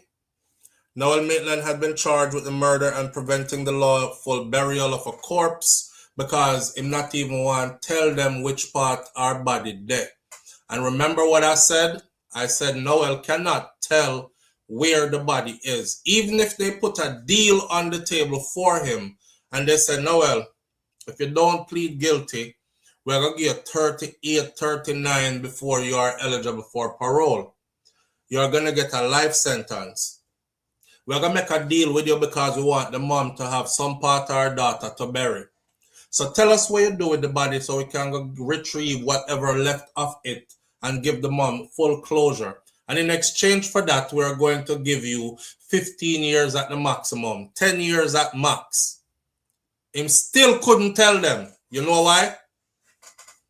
That's one demon him have to go take to him grave. Because what he did, the way he desecrated her body in order to get rid of it, is not something that he wants to admit to and tell to the rest of the world. For him to come out and say, boy, I'm telling the whole story on the short say 15 you know give me.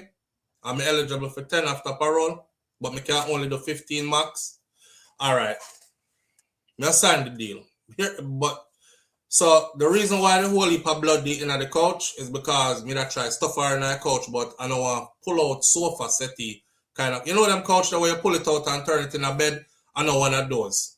So me cut out the couch inside to put her in there, but the whole heap of spring them and stuff in there couldn't fit her in there. So me didn't have to actually put her in her pieces. So me cut her up in pieces before. You see, if our mother ever hear all them something there, you see all of we who are hear them the kind of something there now.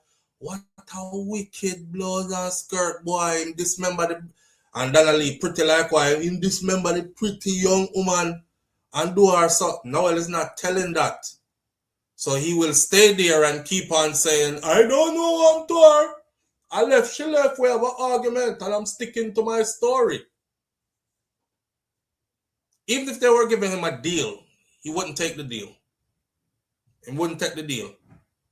He was immediately taken back after he was found guilty. He was immediately taken back into custody following the ruling, and he is to be sentenced March 13th. Donna Donaldson has been missing since July 11th of 2022, and her body was never recovered. During the trial, the prosecutors relied heavily on the circumstantial evidence, arguing that it formed an unbroken chain, pointing to Maitland as the only person who could have caused her death. The prosecution, I must big them up.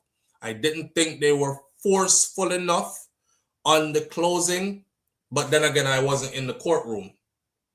So I'm going off of what was relayed to us on the outside.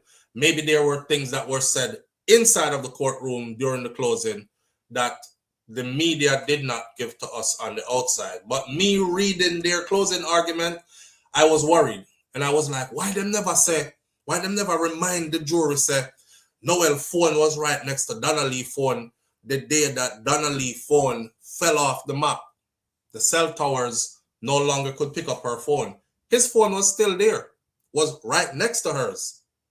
Why them never remind the jury, say, he gave up his banger phone, which is an old cell phone, but an old outdated cell phone, which it showed in court in true evidence that when him last log into that phone there, or when him first start use it recently.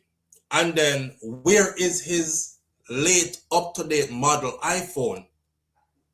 How come that phone that disappeared? But that is the phone that made the over 100 phone calls after she passed away. But it disappeared before him arrest. Live on the air with SouFLo. Good morning. Morning, SouFLo. Morning, family. How you doing? Mr. Me excited. Yes, me excited too. Me excited. Mm-hmm. It's like when me see your post yesterday on Instagram. Time get found guilty. It instantly bring me back to where I was when this started. Me used to watch Andre Stevens before me start watch you, you know. Same. Like no, before me get a membership with you. Same. Me used to they over there. And that was around the time when this happened.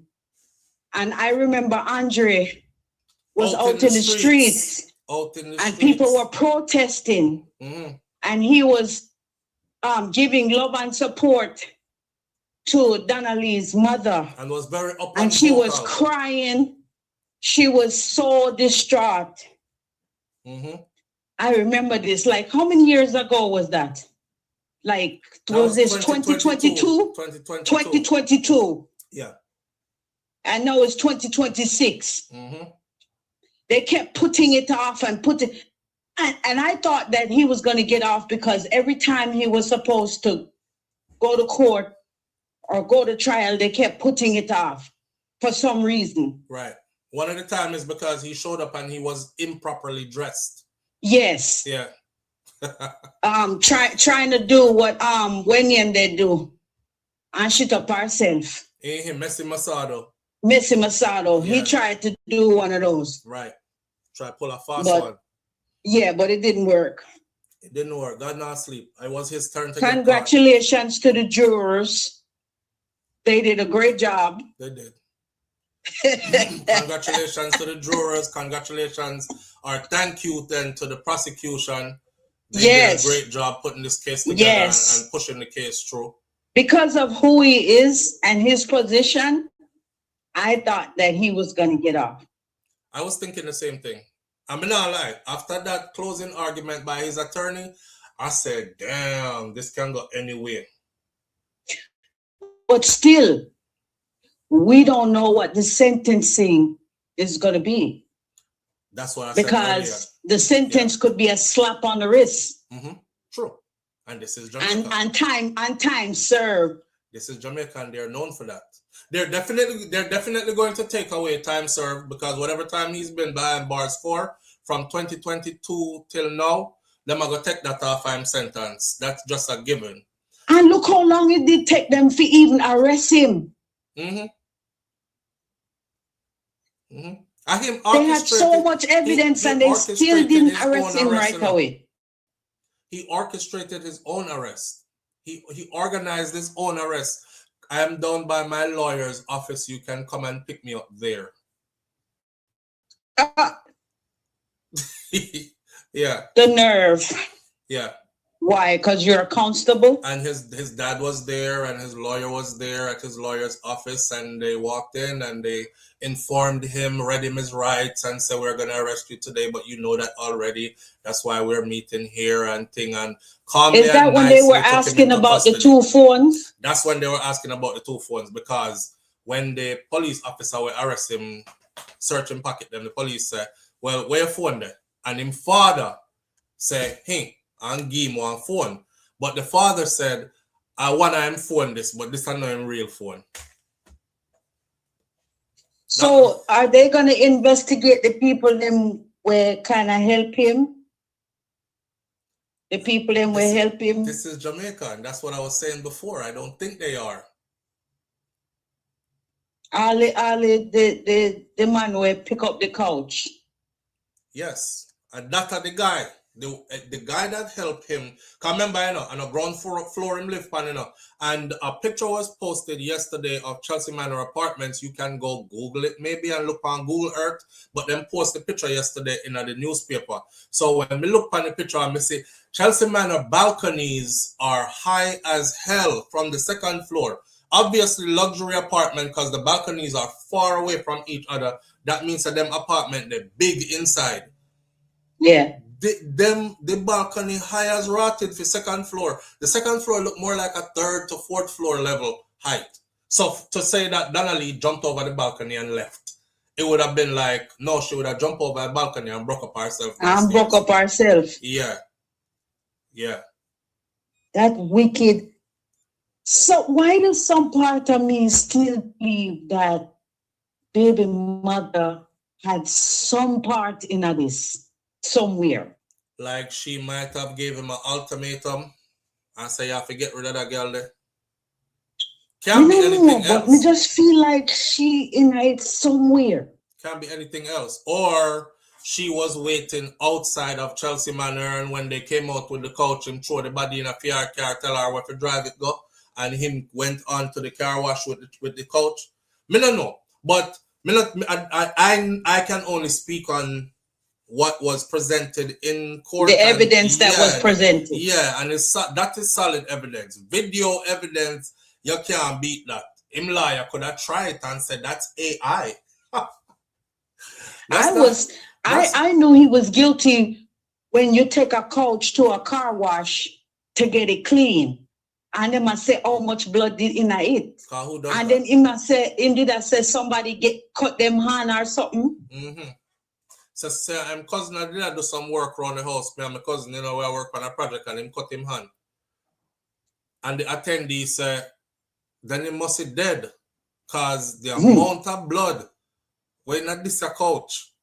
He went to court though. So who bring a couch to a car wash to get it upholstered or clean? Nobody. Nobody in a foreign, exactly. Nobody in Jamaica, nobody in any country, anywhere. Nobody. That right there was a big red flag. Yeah, he did a lot of stuff that gave him away. That's why I say when God ready for you, you can't. When you do something that is so displeasing to the Almighty, you can't hide no more. Well, big up to Andre Stevens. He started all of this, and look how many years later, and we finally get justice for Donna Lee. Yeah, true. Indeed. All right. Now go back in the chat. Have a great weekend. You too. Bye. All right. That was my other fellow content creator sister. That's Marie's Message 411 TV. If you see her in the chat, click her name, go over to our channel, follow her content as well. All right. What do I talk about? I tell you, God will blind you from your own self so you can't see, so that you can trip yourself up. Exactly. And that's what happened to him. That's what happened to him. The driver of the truck moved the coach. It depends on whether he cooperated with the detectives, which I think he eventually did. Okay, so Sheldon, well done. This is how it went. The driver of the truck cooperated the whole time. There was a guy who knew Noel, who Noel told to go get a truck driver to help him move the coach. The guy is the middle guy. He came to the brother and said, you have a truck, me have a work for you. The man I think about making money. So I'm saying, all right, boom, me come get it. When he got there, it was to move a coach. I'm saying, easy money that. When he got there, he saw them moving the coach over the balcony to put it downstairs to get the coach into the truck. And he offered to help them. And they said, no, you stay up the side of our truck. We have this. So that's why I'm saying it's the guy who went to go get the truck driver. Because if you listen to the voice note on the phone call when the truck driver started telling Noel, he said to him, Brethren, my truck, and basically said my truck at home make me living. And me don't know where you have a guan, but all me know is a man tell me say me him get a work for me if you move a coach. Me move your coach, go to the car wash, drop it off. Next thing me know, police come take with my truck. Me need my truck, big man. When me I get my truck? That mean he wasn't involved in that at all. So any cooperation with the police was him doing that part. Now, after I moved the truck, after I moved the coach, of course, the media blew up the whole story. Donaldson is missing, last seen at Chelsea Manor. Her boyfriend name is Constable Noel Maitland, and he was like, rotted. So I feel him coach me move, go to the car wash. Oh. That's why I'm saying, yo, big man, I don't know where you have a guan, you know. But all me do I move your coach, and next thing me know, police come take my truck. Right? And Noel on the phone was saying to him, say, no worry, man, no worry yourself, man. Them all get back your truck. Y'all get back your truck, man. Once them done, you know, do them little investigation or whatever, you will get back your truck. And the man I said, me need my truck. Me need my truck, because this is how me work. This is how me make my money. Me living. The truck driver didn't help to move the coach. It was another guy that helped to move the coach. The truck driver didn't die. Somebody else died. And I don't remember if it's the guy who helped move the coach. Who died. But somebody else died. Right. Like my mother said, for forgiveness in heaven. So the driver wasn't an accomplice. No, the truck driver was not an accomplice. The truck driver was not an accomplice. A matter of fact, it was put out that the truck driver said him get back him truck wash clean.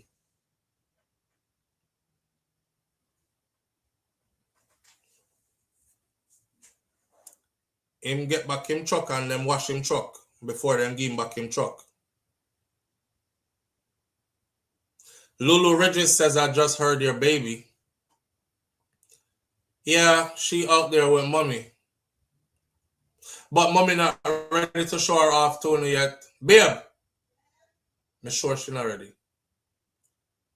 I'll let her do the deciding when she wants to and if she ever wants to. I'm going to release a vlog this weekend. This weekend I'm going to be all over the place. So anybody in the Miami, Fort Lauderdale area, if you see me out the road, because I'm going to be a promotional run, you can heal me up. See? Somebody said they hear the baby. If you're ready for sure, the baby. Hi, sugar girlie. Oh. Should I show the baby? Lord, you just do that. I'm sure she just eat up. Oh. Mommy. So she about something. Come and put her in her swing. Maybe throw her buckle. She know what in a no swing. She know what in a no swing. I don't even feel like I want to show you off. Alright, so I have to Yeah, right. She just looking. She just a stare. She just a look.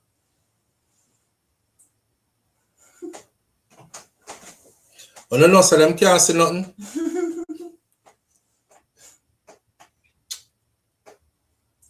Pretty.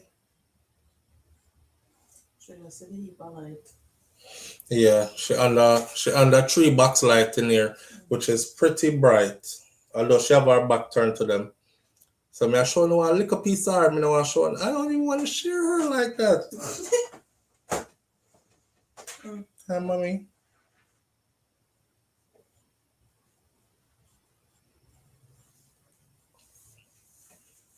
My mom looked at her. My mom was like, my mother said, when I done with the Noel Maitland something, you know, we have to take a little side detour. My mom said, when she did first see her when she first born, she thought, oh, she looked like Shakira. But when she saw her in person, she was like, no, she looked like us. She was like, that's our baby. That is definitely ours. She looked like my mother. She looked like my aunt, my daughter. She looked like, which is her sister. She even looked like my grandmother in her face. She super looks like my mom though. But Shakira is in there, of course, and she bring the baby. You get a little. Sure. You get a little feature. Not so pretty.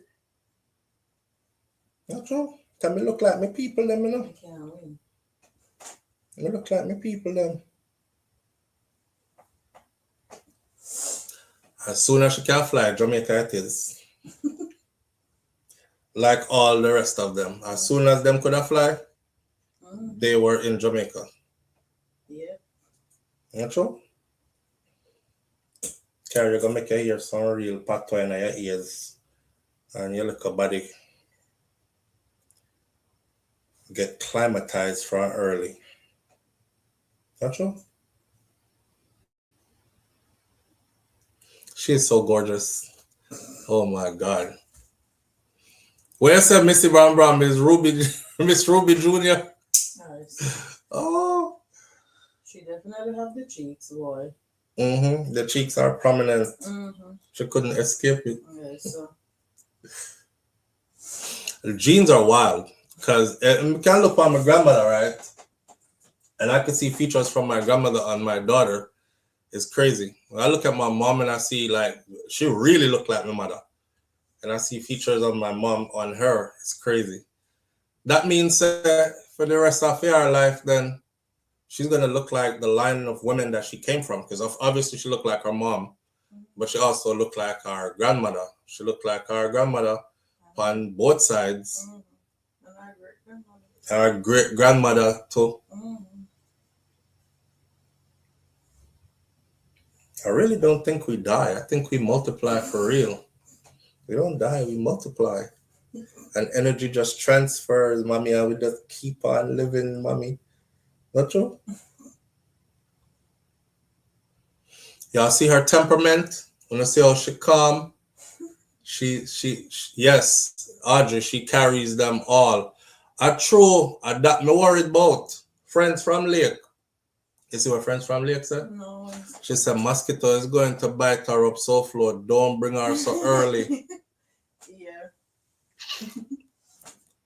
You remember how they did Malani? Oh my God. So that means I have to go stay away from Jamaica for a while. Or you carry her, go get her the mosquito bite up from early, so she used to it from early.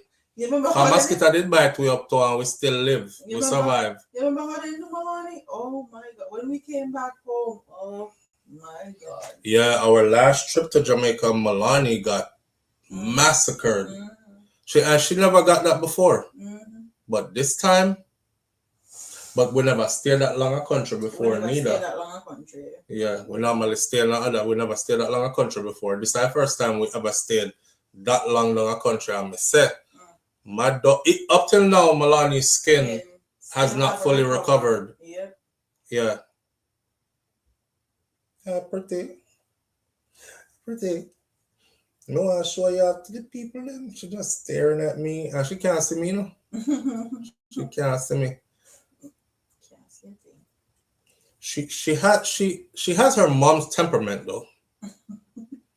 She definitely have her mother temperament because she don't cry unless she really wants something. Unless she's very. She's not fussy at all. Nope.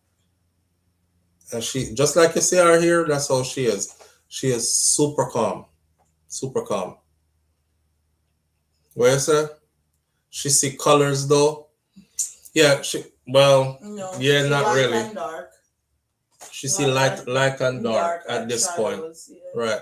She see light and dark and shadows. We actually have a chart of what she sees now and when she'll see better. Human development chart. So right now she has to be her fuzzy. She not see much. Isn't it crazy how we start out? Eh? Then for me, figure raise my daughter now. I remember my daughter when she looked like this and she little so. And me I love her up and sitting. And then she grow up after me done raise my daughter. And some boy go violate her or take my daughter life now.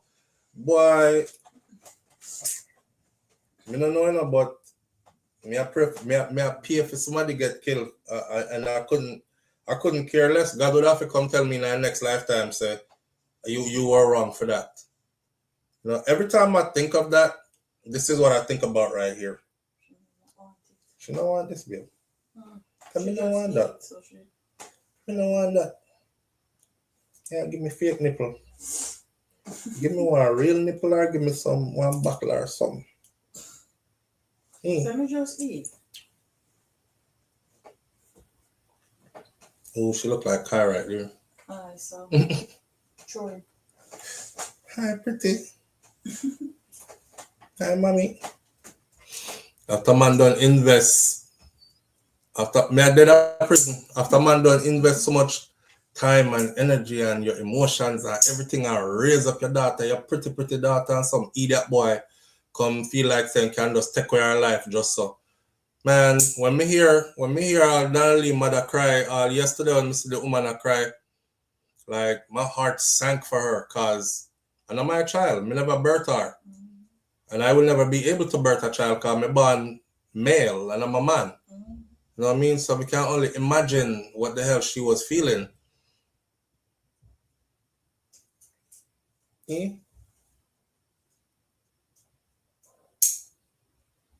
And my daddy not easy, My daddy not easy, How do you gorgeous?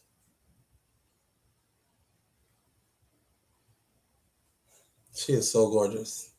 I could just stare at her all day. She's so gorgeous. So, Mr. Bravo, who said that? Mr. Bravo said first words she's going to say is morning thoughts. Kaya Malani said all the time. That's funny. First words she's going to say is morning thoughts. I would die. Yeah, Kaya Malani say it all the time. They'll be like, morning thoughts. What do you hear Malani yesterday? What are you doing, Daddy? Making some money? you trying to get rich? Malani is 5, okay?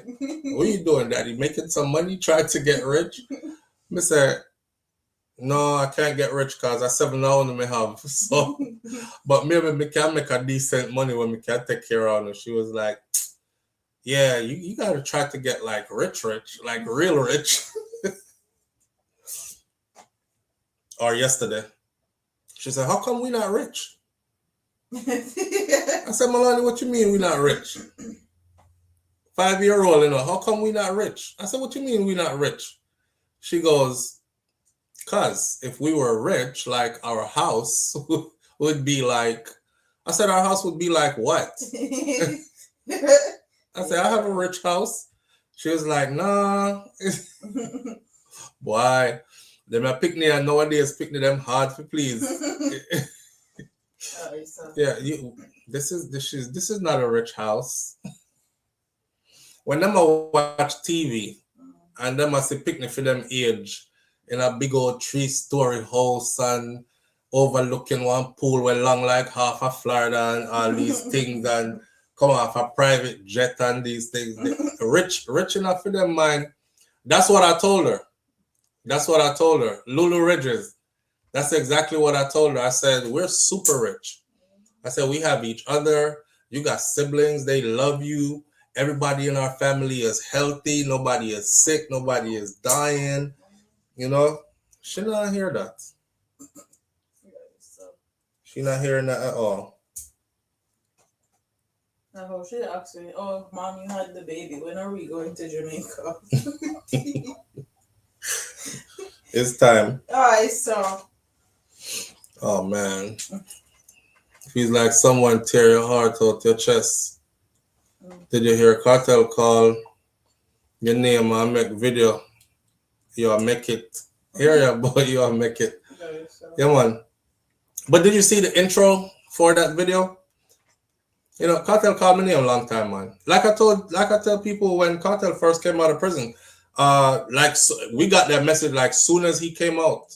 You know what I mean? He was like, we made it SouFlo, or we did it SouFlo, he said. Soon as he come out. You know? May I tell a story now, because Cartel, at the time I couldn't say anything. So I used to not be sure what to say. Because I didn't want to cause him more problems than when they already in. Speaking of Vibes Cartel. One day, I said, it was with Popcorn and the rest of them, and I said, Popcorn and Cartel, them probably still good enough. Them probably have to pretend like said them no good, so the system won't pressure Popcorn, so Popcorn can make it big while Cartel go and do him time, right? And I said, what if that's what it is? And then me get a message where say, what if that's what it is? That is exactly what it is, SouFlo. And me see message, and me I say, somebody make one fake account, but the account is verified. So me I say, somebody make one fake account, but how them verify the fake account? And me I say, me now answer that, because it could be Jamaica police or prison warden on a phone, even if him get a phone. Even if him get a phone. So it was times where we just didn't know what to say, because we never want to cause more issues, you know. But yeah, man, Cartel are good people. And like I said, him big up and shout out, go a long way. We did a lot of promotions for other artists over the years, and none of them acknowledge me. So the one whose position they want, when we were acknowledged by him, it was like, yeah, cool. Even put in a song, put in the chorus of a song. And the chorus of the song is the part of the song that is sang the most, if you don't know. So that's the part that's repeat, and that's the part where everybody remembers of most songs. You know, that's why I would say SouFlo, Cartel put your name in a song and you not even use the song, you just bury it. If I the feminine name in calling our song, but I use it for every intro for every video when we put out. And I was like, you know what? I'm gonna go get the video and start using it as an intro more often. Because it's an honor. It's an honor. Yeah, but I saw the video yesterday though.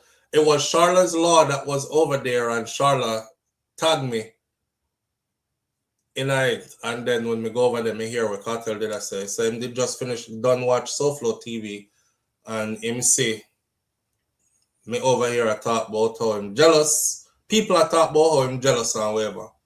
And then him there cuss out some people, you know, in the most way.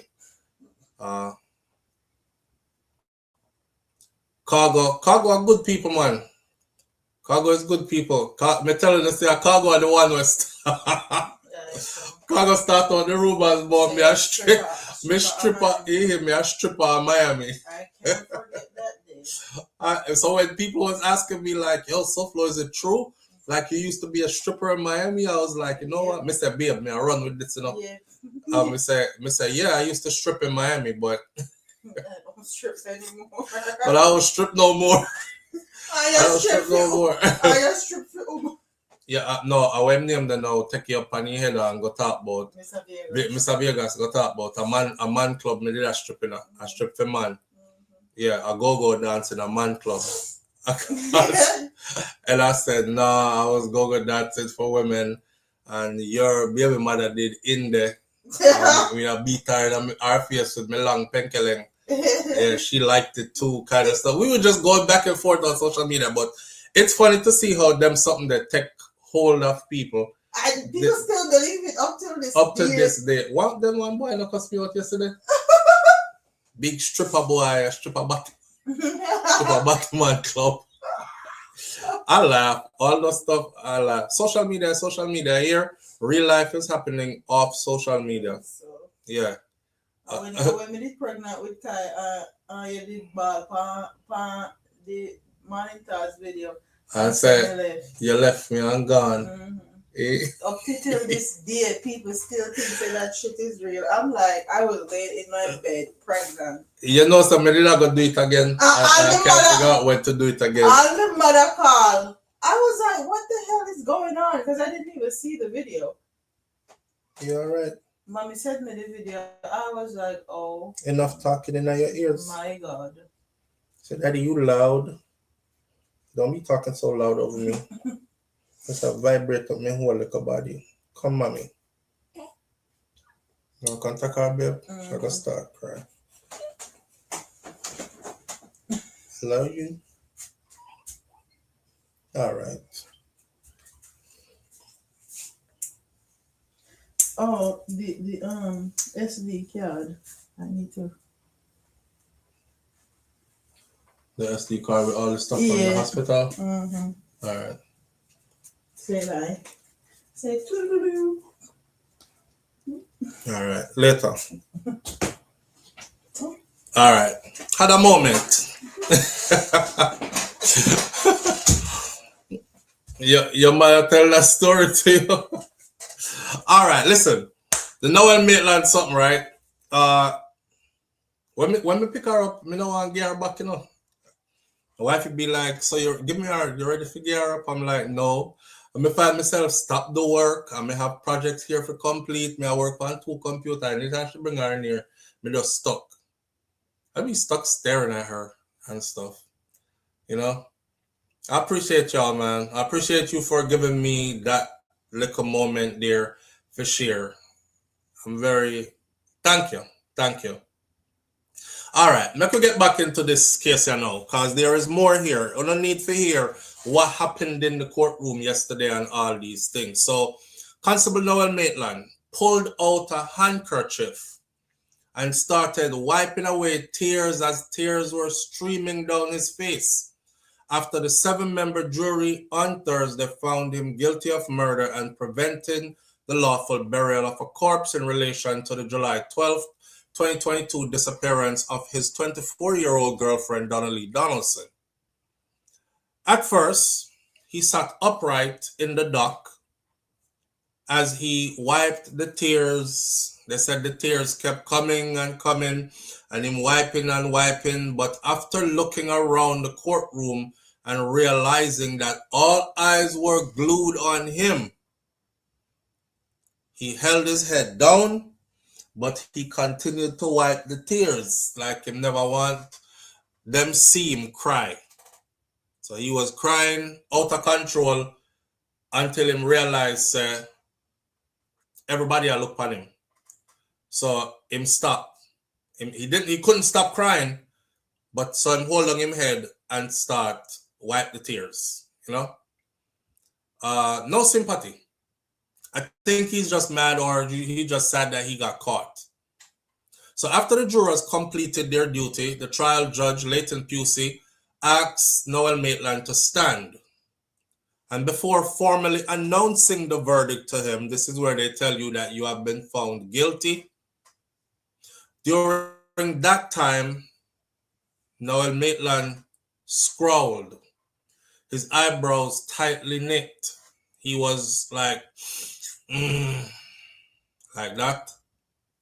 As he stepped down from the dock and was about to be handcuffed before being led out of the courtroom, he started crying again This time, he started crying loudly. Lord fire. This is our reality set in now. He did start crying a little bit before. But after the handcuff reached on back on him, and he was about to be led away. This is a sobering moment, you know. This is when you realize that there are no more court dates after this. There is no more trial after this. A verdict just came down. Unless you're going to talk about appeal, and appeal are going to take a while. So that dream you had of beating this case, and I'm going home today, it's not happening. You go back around this around the dirty shit in a bucket, piss in a bucket place, because that's what they're doing there. Shit in a bucket, piss in a bucket place, thinking, dark hole, around this. I go back now, and I'm going to have to do years in there. They said he uttered no words. But according to one of his attorneys, Christopher Townsend, who spoke to the Jamaica Observer and other media houses outside of the courtroom after, Maitland shed tears. He was crying because he was certain of his innocence. He's very teary-eyed, his attorney said. He knows he's innocent, and he will have to take another opportunity to seek justice at the Court of Appeals. Yes, he was able to speak to me, because they asked the attorney, did you speak to Noel after, because we saw him in the courtroom and he broke down crying before they handcuffed him, and when they handcuffed him, he started crying really loud. Is he okay? Did he say anything to you? May I expect him attorney to say, because I saw the video yesterday, I was expecting his attorney to say, he's in good spirit, you know? He's going to keep me. That's not what he said. Yeah, he's very teary-eyed.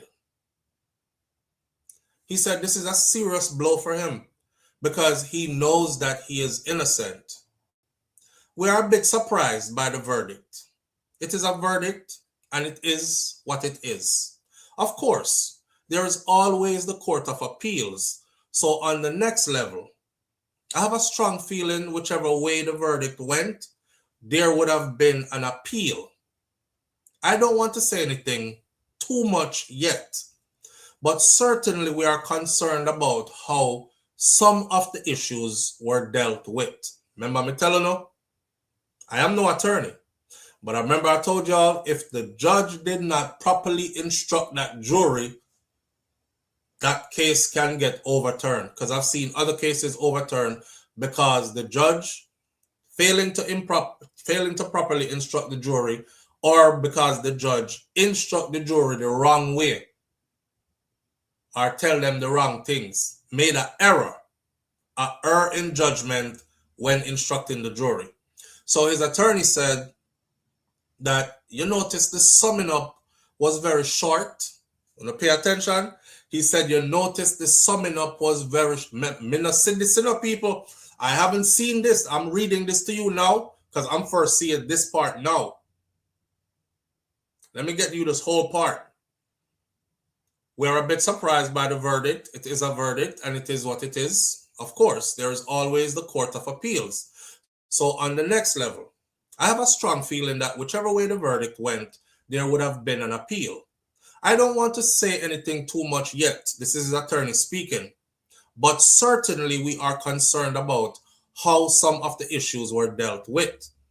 You notice the summing up was very short, and the jury took some, 3.5 hours to make a decision.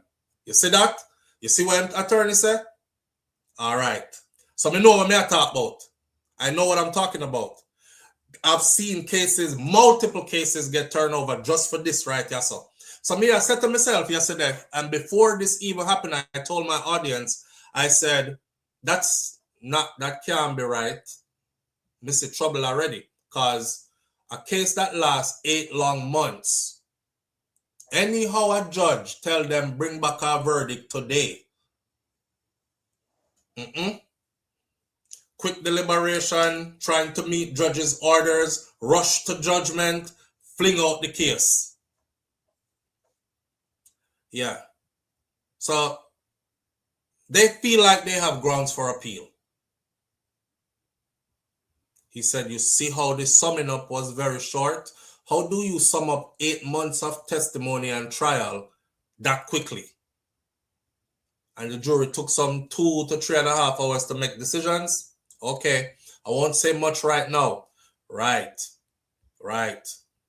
So meanwhile, the Director of Public Prosecution, DPP Claudette Thompson, who was being congratulated for securing a conviction in the case, which was based on circumstantial evidence, said that she wasn't sure if she should accept congratulatory messages. She explained that she was not happy that Donnelly Donaldson was killed and that her body was prevented from undergoing a lawful burial. So the DPP took it personal. She's basically saying, this is the least I can do. I don't want a big congratulation or nothing. I'm doing my job. So it's not congratulations. I'm not sure how I'm feeling, she said. You did a good job. You, Miss DPP, you did an excellent job. All right, and we are glad for the outcome. This is Department of Public Prosecution, Claudette Thompson. We hail you. Big you up. You do a good job.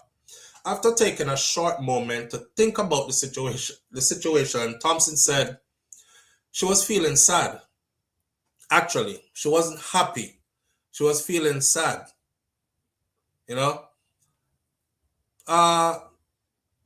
Because it's almost as if this is a confirmation now that Donnelly is really gone. No, it's not a moment for us to rejoice. It is an acceptance that the jurors, I think, returned the correct verdict. We are comforted by that. But there is no rejoicing. There is no happy because Donnelly is dead. The mother had lost her daughter, the DPP said, explaining that the prosecution's team worked hard on this case. We always put in a lot of work, whomever the deceased is and whomever the victim is. This was a team effort. Attorney Lorraine Tugwell was also a member of this DPP's team. Apart from Townsend, Maitland was represented by Larry Smith, King's Counsel, Chadwick Berry, Sanjay Smith, and Casey and Kennedy Sherman. Donaldson was last seen, we all know, at his Chelsea Manor apartment, and there they were heading into the apartment on video, and she was never seen again. For those of you who want to see the Chelsea Manor apartment in a good picture, you can go to the Jamaica Observer, and you can big up to the Jamaica Observer. You can go to the Jamaica Observer and you can type in convict cries.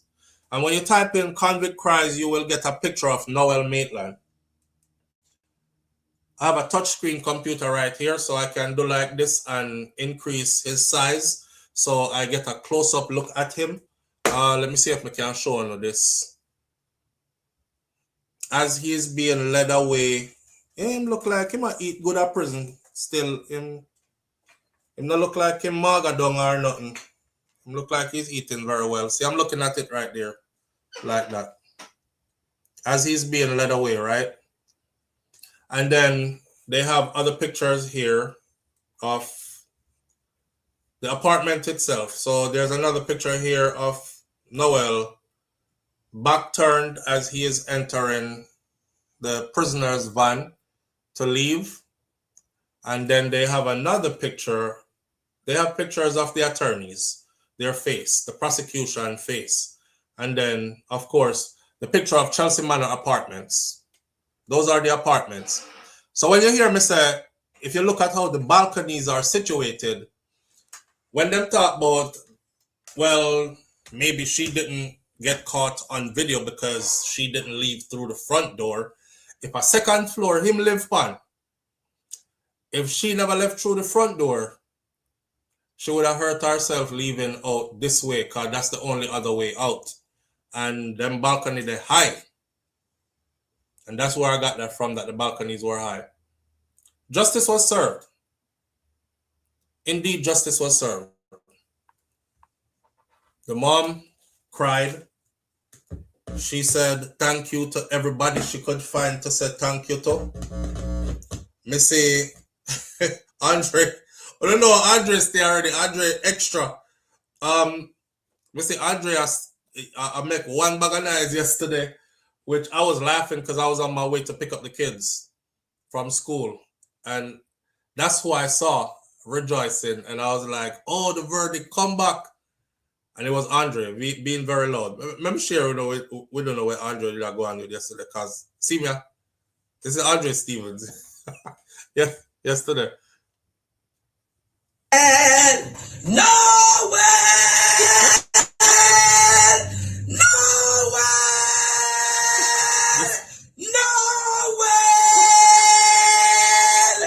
Jamaica, I told you, partner draw, Mama Sophia and all of us, the mothers who stood up and made sure we demonstrate till them lock him up.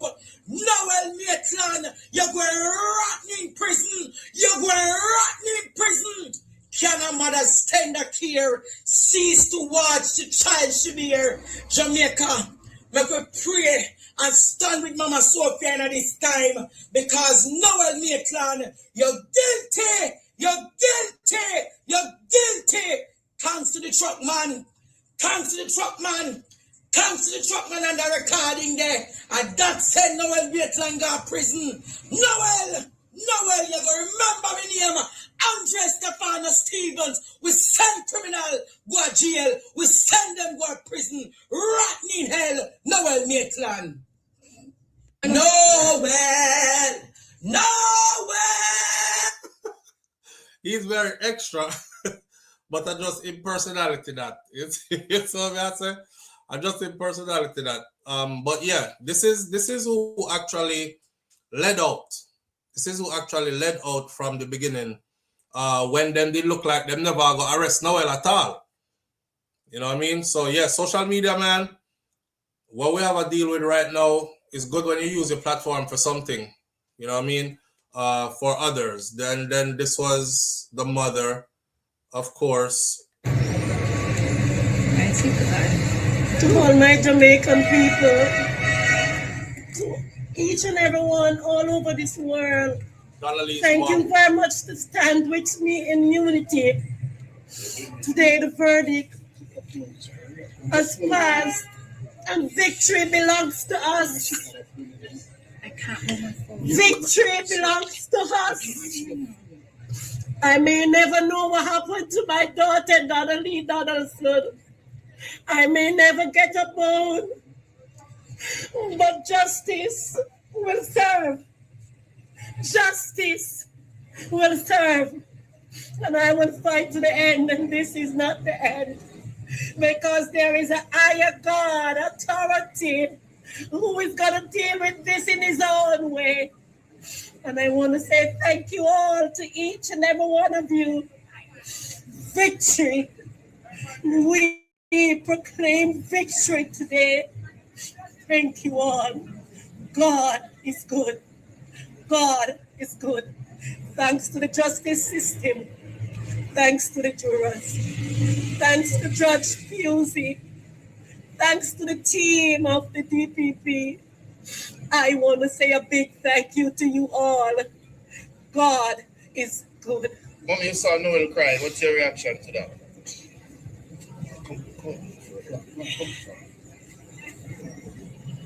I don't know how to answer that one.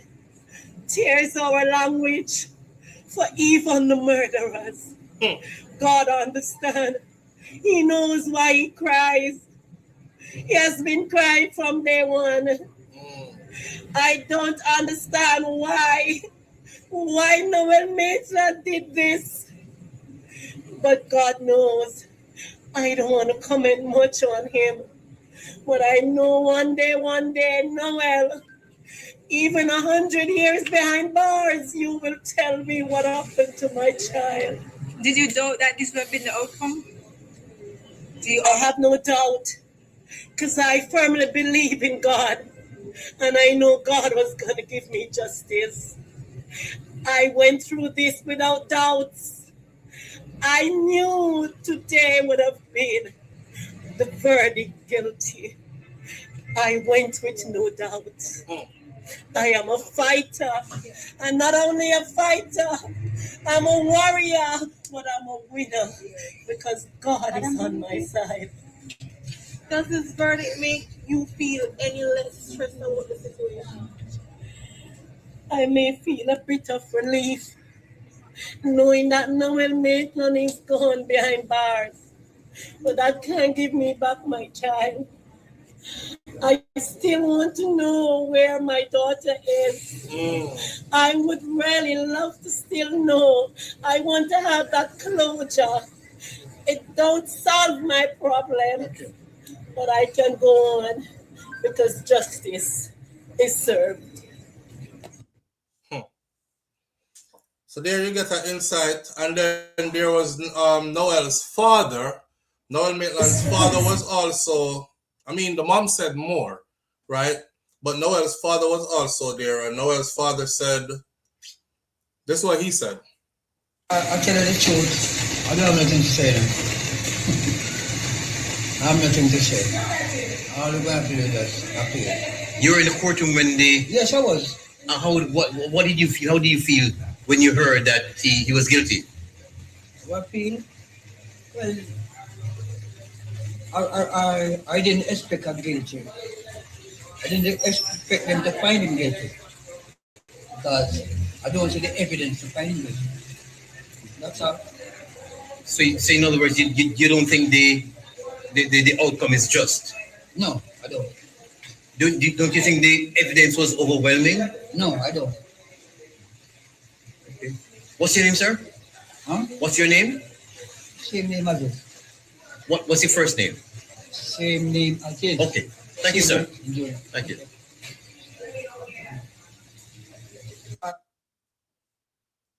What's your name, sir? Same name as his. That was Noel Maitland's father. Noel Maitland's father said he doesn't think justice was served because his son was wrongly convicted. They asked him, you don't think the evidence spoke for itself, like the evidence was good enough to convict him? He said, no, I don't think so, right?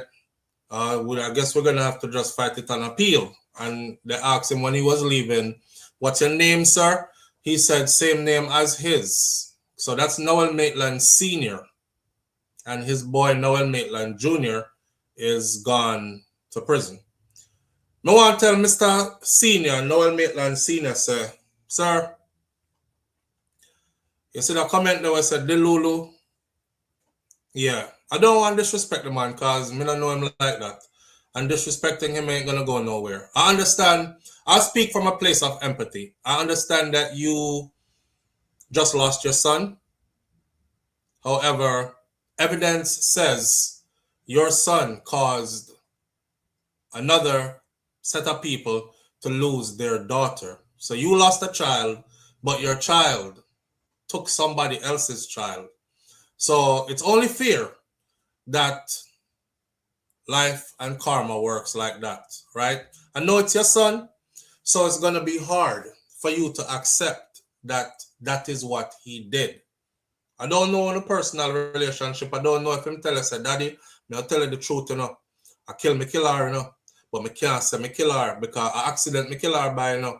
But me I try avoid prison. And you know I hold a secret for your son. And I go say, your son never do it and evidence never match up and all that. If you could subtract the relation between you and your son from this and look at this as if Donnelly was your daughter, sir, you would see every part that connected Noel to that guilty verdict. All right? So I understand the feeling because you just lost yours. But the people them lose for them too. Here. Live on the air with SouFLo. Good morning.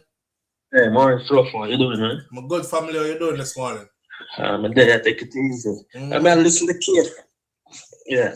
Now listen to Keith about the youths, eh? With and our common sense. People are forced themselves to overlook certain things, but think evidence is there. You know what I mean? Yeah, man. Kind of like... Yeah. No, go on.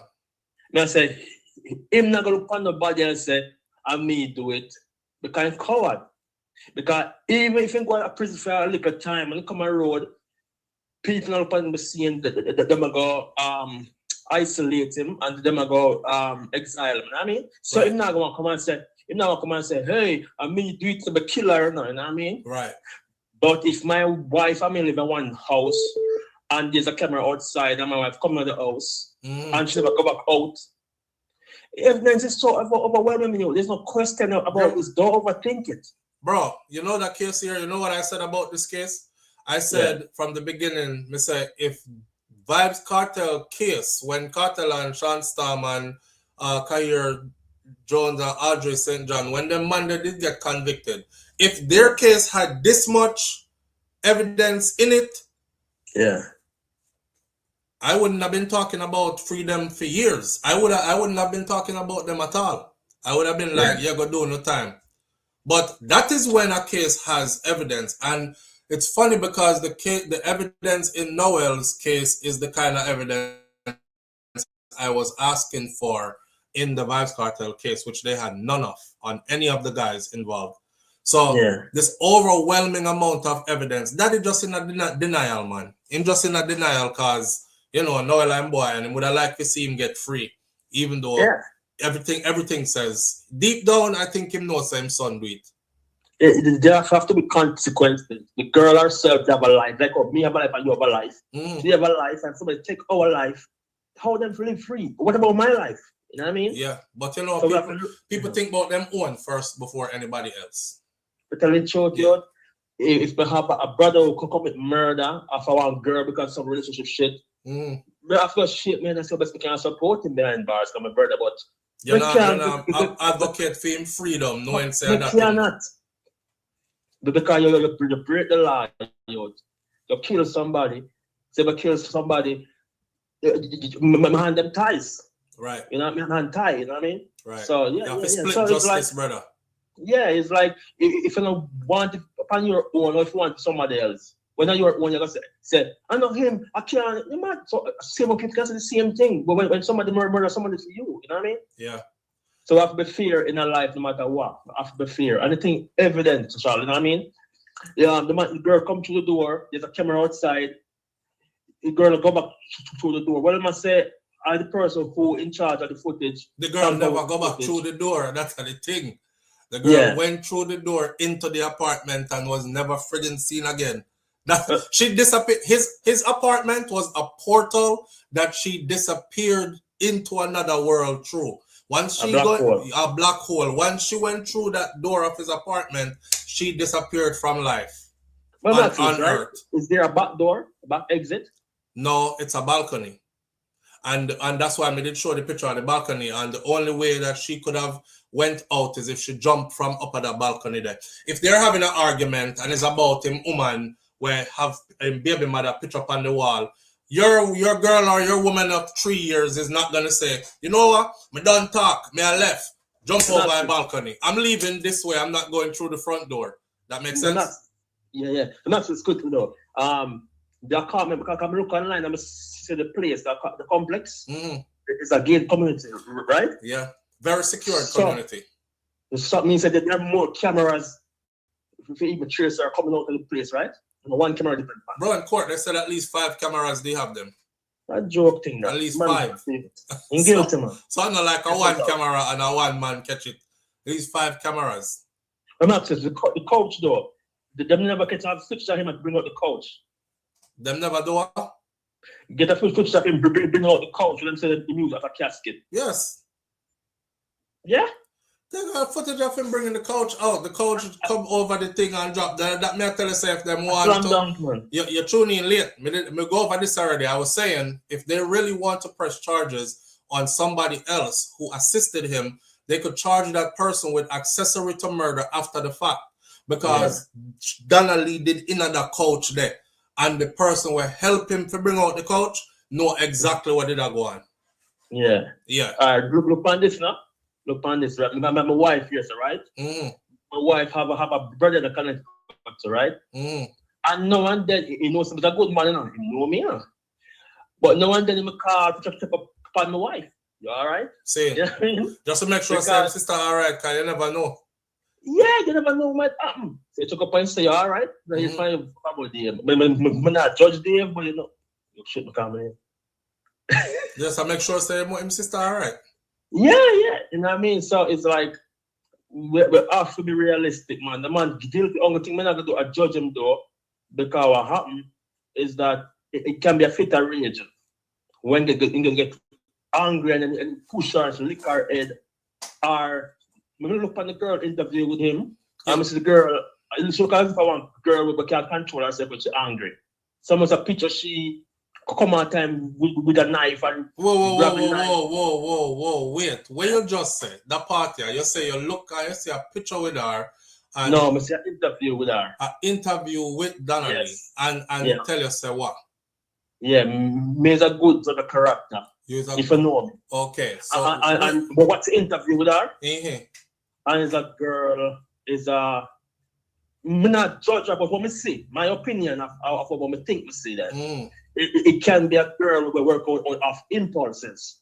Like they say some to piss her off, she get angry, things not at him, or come on time with something and him try. You know, no much ever in the house, anything can happen. So someone not gonna judge him, but I'm gonna say if you're guilty, you have to pay the price. You know what I mean? So that means a person will come online, like I said, I know you come in the room, and say, give him life, make the boy suffer, man. All right, let me pause it right there, Sophia. Watch this. He deserves to be judged. The reason why he deserves to be judged, bro, because whether she died from she initiating something, hypothetically speaking, let's say she pick up a knife and did a run off time or whatever way she died, he deserves to be judged because of the way he covered this up and the way he is still trying to cover this up, and the fact that he not give our family no closure, and the fact that he desecrated her body. Who knows, our body somewhere out there decomposing, our body got fed to some crocodile, our body, we don't know what him do with the body, right? So her mom will forever be, you know, notice one time the verdict read and then the mother come outside, the mother said, yes, and this is it, but still, it's like she realized, even with Noel being found guilty, there's still that hole in her because she don't know what happened to her daughter. And that's gonna kill Donna Lee's mother faster than anything else. She will forever be worried. She will forever go to her bed and wake up and from dreams of her daughter somewhere out in the middle of the sea, lonely, screaming, "Mom, help me," or alligator tearing her body apart, or she in some shallow grave somewhere, or you just never gave the woman any closure. That alone wicked. And for that, he deserves to be judged. So me not gonna say, me not gonna judge him. Me a judge based on all the pieces of evidence that I got and based on how he handled this. Trying to get away completely. First of all, that's what you said, though, right? You give a picture, you yourself now, a touch up when it means to happen. Yeah, but whole life in the front of you, right? You know, wait, another thing. Sorry. You know, sir, me not try to give no sympathy, bro. So you can see about that. You know, sir, if him did actually come out and say, you know, me I go own this. Me and she get in a fight in the apartment. She argue because XYZ. Me don't know what take her. She run in the kitchen gone for knife. She was about to stab me with the knife. Me and she they are wrestle with the knife. Me I tell you, and me turn around the knife in her hand like this and push it down in her and me stab her. I saw she dead. I never mean to kill her, but I saw she dead. Do you know that he could have took that to court and he would not have ended up with a life sentence? He would have ended up with a sentence, but he would not end up with a life sentence or probably even beat it by a self-defense charge.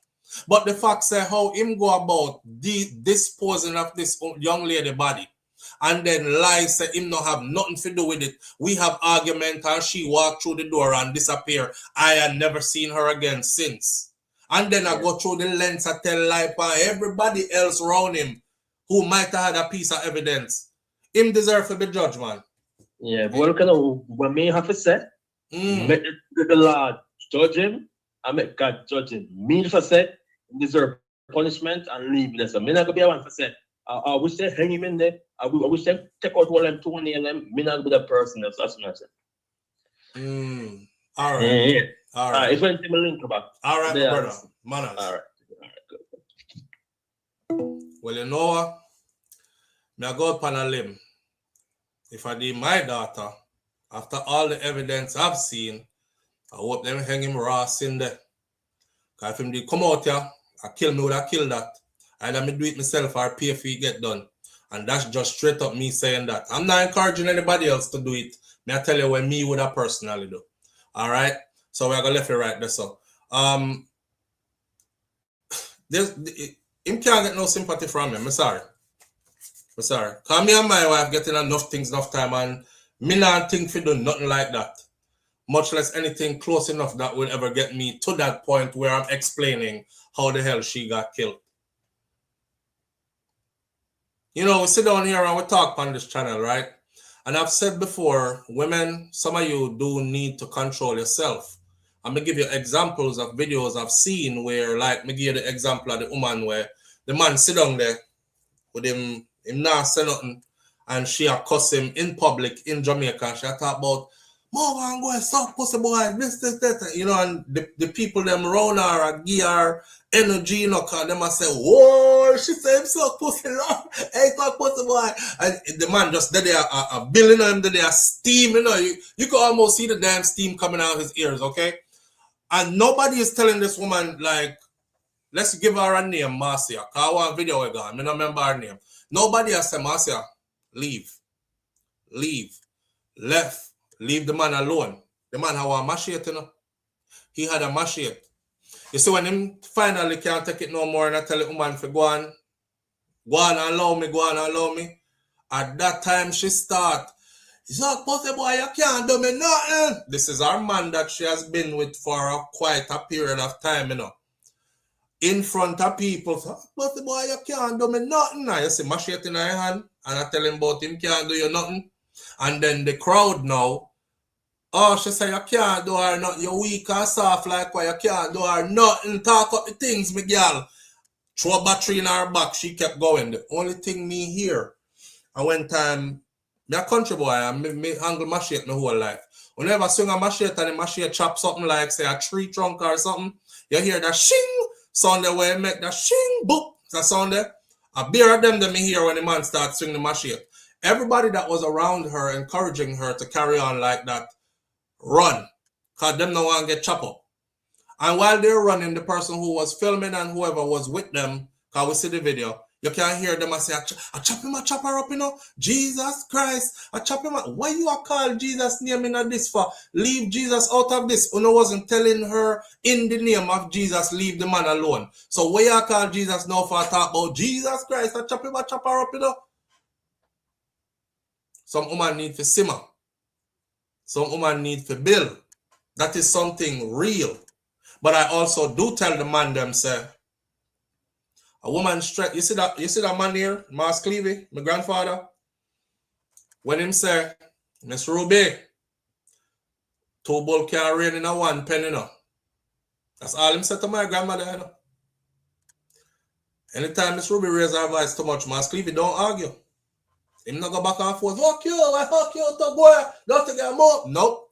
Don't say a word. My grandmother don't curse anyways. But when she raise her voice, you hear this a man your voice. Miss Ruby, 2 bull can rain in a 1 penny, you know. I swear to God, everything I love. I was little and me heard it and me never know what it mean. Because me I say, after no bull no in here, in here no pen. But in the have cow. So me I say, obviously grandma talk about something, but where grandpa bring cow in this for? Swear to God, I was so innocent, me never know where in did I try to say. As a big grown man now, me realize that my grandfather tell her say, now push up your chest in here. And me and the man in this house here. And 2 bull can rain in a 1 pen. I said, wow. Now I'm saying, wow, look at how he handled that. That same man said a woman's strength is in her mouth. Some man for know that. A woman's strength in her mouth. And don't y'all hear me already tell my audience and we make joke out of it too. I said don't cuss with women, especially Caribbean women. Especially Jamaican women. Don't cuss with them. Because you're going to get your feelings hurt. because they say stuff that make you, it better them they lick you, right? And if you're a man that don't have no control over yourself and you sit there and indulge that, you'll end up like Noel. Live on the air with SouFLo. Good morning. Flo, what's up? But there, bro, what going? May try black Missy Bram Bram and can't black her because she the active sub pumps is still a thing. All right, so.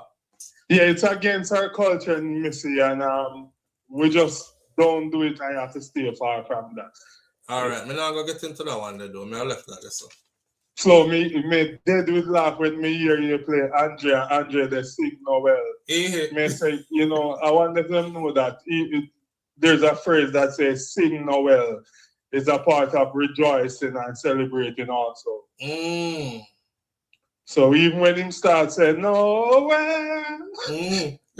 yeah, it's a form of celebrating, you know, when them say sing Noel. And he was very much celebrating.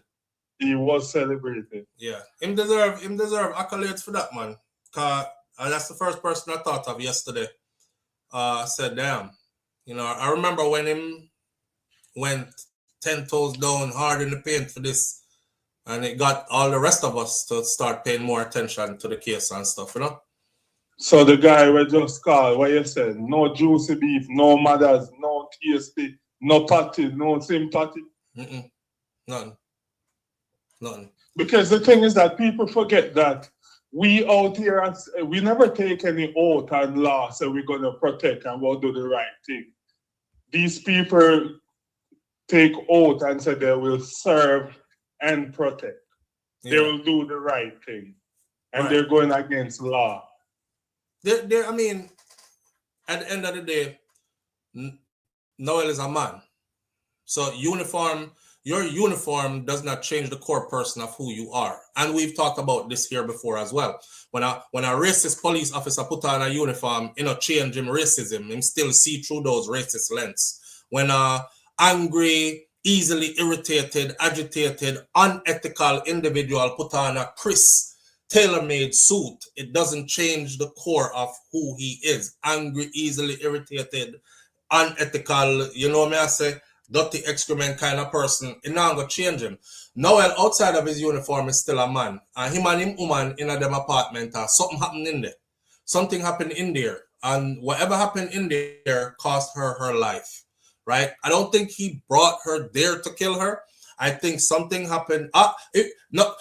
Listen, Jerome, you know, say, when you're there with woman, argument can just come out of nowhere, you know. Argument can happen out of nowhere when you're with a woman. And sometimes you wonder, oh, there we go now. Where the fuck we argue about this time? Because they are so testy a lot of the times, you know, and we don't see things how them see things and all this other kind of stuff. I see somebody say some women should practice silence because silence is a response. Yes, and I agree with that. More women need to practice silence because it is a response. But more men, more men need to prepare themselves for a woman when not practice silence. Because you will end up do something like how Noel do it. But I can tell you, I can let that person know that some woman who practice silence, there's two ways street to that. Because the silent treatment is one of the most damaging thing a woman can do to a man. In a relationship, and if you research it, will tell you. Yeah. If you're doing that in your relationship, like constantly silent treatment to your partner for extended periods of time, you're eventually going to lose that relationship for sure. But me I talk about in the heat of argument and all that, right? When a woman is unable to hold her tongue and she has said things while you riled up already and you are engaged because you remember, you know, when I make an argument, everybody blood a boil, you know. And I insult, I fling out all these things. A lot of women are not able to control themselves and hold them tongue. Some mature women mature doesn't mean age either. It just means mindset. So some mature women are able to hold their tongues, but some are not. And you have to remember now as a man, like my grandfather said, a woman's strength is in her tongue. So wherever the hell she said, we are going to burn your feelings so much, it shouldn't end in her life being taken. Yeah, I always hear that. A woman's strength is in her tongue. Yeah, masculine. Because there's always four go-to. A woman we call a man batty man, or nyam pussy, or lick out batty, and that cripple the man. He has to lift up his hand or kick or so. Because that really damages a man. And the truth is you shouldn't. Because words shouldn't move you like that. And this is where self-mastery comes in. Where you are able to master yourself as a man. Because if your woman can trigger you at home like that, I'm a person like this, Jerome. I feel like the universe teach we and test we at the same time on a daily basis. So if my woman at home can trigger me into violence by words outside in the world, that's God showing me in my house. So a prison me I go for life. Because if she can do that in her house and get me to get violent, then what happened to a stranger out the road? Stranger out the road said the wrong thing, me go take a man life. Next thing you know, SouFLoTV was sentenced today to a Florida prison, life in prison without the possibility of parole. God, me not talk them something over my life. I'm just saying this for conversation's sake, right? But me take it back right away. But I'm just saying, she there to test you too, you know. So but there's a trick to it. What trick? Because in your house, a woman can't style you and you're just the wait for makeup sex. So you're not even looking to watch it. But out on the street, no, me don't know you about style in front of your friend. Me don't know about your all brain that. chip. Me don't know about all that. Because when a man is disrespected, no sex, nothing of that. And the catch is when me can get all the time, any other time, I am not waiting on no makeup, nothing. See, a toxic people think they're sitting there now.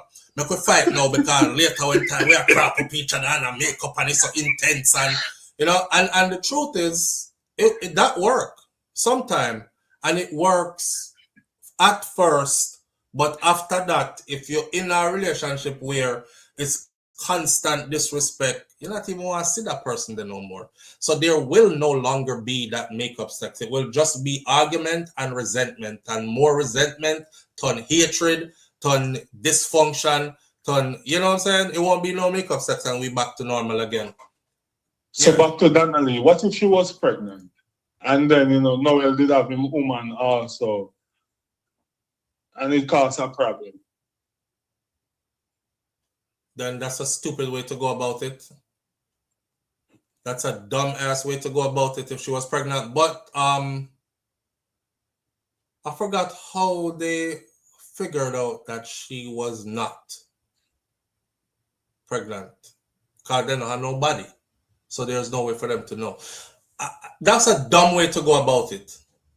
I think even if they were fighting and maybe Noel accidentally knock her unconscious, do the right thing. You know, still report what happened and make the law take care of it, and, you know, doctors do them research or whatever. But so they hide the body and so on, you're guilty. Exactly, bro. Exactly. Because accidents do happen. Right. You can't just fling one lampshade and then boom. That is why I said if he had owned up to it and given the mother some closure, he would have probably got some time or even beat this case, but he probably would have get some time if found guilty, but it wouldn't have been a lot of time like what he's about to get now. You see, remember this, right? I use cartel again because everybody can relate to a Vibes cartel. I don't want to keep bringing up his past like how we bring up, say we have bring up Buju Banton with the coke and nothing. And people can be like, damn, Buju left that long ago, man. He did his time in prison. Why are you bringing that up? I bring this up to make a point. In the Vibes cartel case, the judge said the reason why he was sentenced to 38 before eligible for parole, and I told people that that is a heavy sentence because it doesn't have an out date. You see, when them say 15 years in prison for you, you know, say 15 years you are going to do. When them tell you, say, 20 years in prison for you, but you're eligible for parole after 10, you know, say, if you stay good at prison, you can come out 10 years and do the next 10 on parole. But cartel prison was what you call a coffin sentence. That means the system can hold you in prison for as long as they feel like it, because they could hit 38 years into your sentence and realize, say, we want to keep him longer, you know. So when him go before the parole board, we're just going to say, he's not rehabilitated, he's not ready to go out. keep serving time. Remember, I know your sentence don't have no out date. There was nothing that said a maximum of 40 years or 50. There was no max on it. So I could have done it forever. Now I forget one of them the kind of sentence there, where he was absolutely will not know when the hell he's coming out. 38 before he's eligible for parole, but I heard the judge say the reason why he gave that coffin sentence in Vybz Kartel case is because them couldn't find the body. So the mother had no closure. Those exact words. So when you hear me say, may I use that case to watch Noel Maitland case, I want the judge who got sentence him remember what them did say his colleague judge said in a cartel case. When I give him 38 before eligible for parole because he couldn't find the body. Remember, said we couldn't find Donna Lee body when he sentenced him time here. Okay, so I'm looking forward to him getting at least 38 before he's eligible for parole as well in that case. Just fairness. Let it be I think justice they for might all. do that, but we all await to see if the corrupt system. We're gonna see. But you know that the Privy Council did make them start drop them shoes and dip on them P's and Q's. Yes. Because the Privy Council been looking in on them. So maybe them start do the right thing. And you know what, Jerome? In the Privy Council is where I learned that a case can be overturned or thrown out because a judge made an error or did not instruct a jury properly. That's how me are telling you if you look for in a Noel Maitland case. Me just read what my attorney said about how some things were handled. And him say, you notice how quickly the jury come back with the verdict. And you notice how short the judge summation was. All right. Because I hear a Privy Council me learn it from. The man said, when you said the judge said, if Europa make a decision, you can't hurry up people if you do nothing. They're not going to make a full conscious decision. Yeah, I never said the judge said hurry up and made a decision. I don't want nobody said that. I said if the judge did not properly instruct them, because yesterday they told us these are the following things that are going to happen today, which is the next day. And the judge was going to give his final summation of the case. And the judge was supposed to also instruct the jury before they go away for deliberation. And a verdict was expected the same day. And I said, that's a lot to happen in the same day. No hours not left in the day no more. So how quickly are they expected to come back with a verdict? That is super quick. That's going to be a problem on appeal.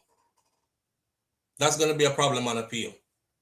Well, me they hear the watch and I hear what them say and what them all do with Noel and if Noel go get special treatment. Yeah, we got through that already. Me feel like you know watch you this morning. You're tuned in and out, not true? No, I'm using my phone taking pictures, so every minute I'm delayed. All right, like you miss a lot. You miss a lot, life. Jerome. You miss a lot. But we cover all that already. Right, and so you go when you're late for school. All right, hold on there. Since you're there, right? Help me to segue into the next topic. Shout out to everybody involved in the Donna Lee Donaldson Noel Maitland situation. And we're definitely happy justice was served. And we look forward to justice really being served at sentencing. Long time coming. But justice delayed is not justice denied. Now, moving to the next topic. Would you send your kids, Jerome, to Jamaica to live there, go to school there, primary school, high school, and then take them over to the States after? Remember, you're not there now, you're there foreign. No. No. Quickly tell me why you wouldn't. Because there's not much law where protect your kids against certain things. And then sending your kids to Jamaica, you're not there as parents to grow with your child to learn every attribute of your kid anyway. And then sometimes, remember saying many times there are some parents support their kids with money, but the kids need the parents in their life. See, so there's many different reasons why I wouldn't do it. Okay. All right, bro. Let's get into the next. Manners and respect. Yeah. All right. So Roddy's daughter said yes. Yes, as in you would send your child. We offer the Noel Maitland something, and I noticed that someone are late. Would you send your kid to Jamaica to school, primary school, high school, and then bring them back over to the US after, if that's where you live, or UK, or Canada, or wherever you're at, right? Would you do it? Crystal G says, long time gone, but not now.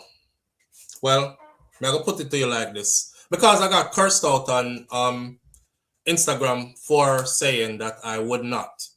And there's a bunch of people over there who, one of them said, you always talk about Jamaica and then you talk bare bad things about Jamaica, always try to make Jamaica look bad and whatever, right? Because I said, no, I would not, because the place full of too much predator.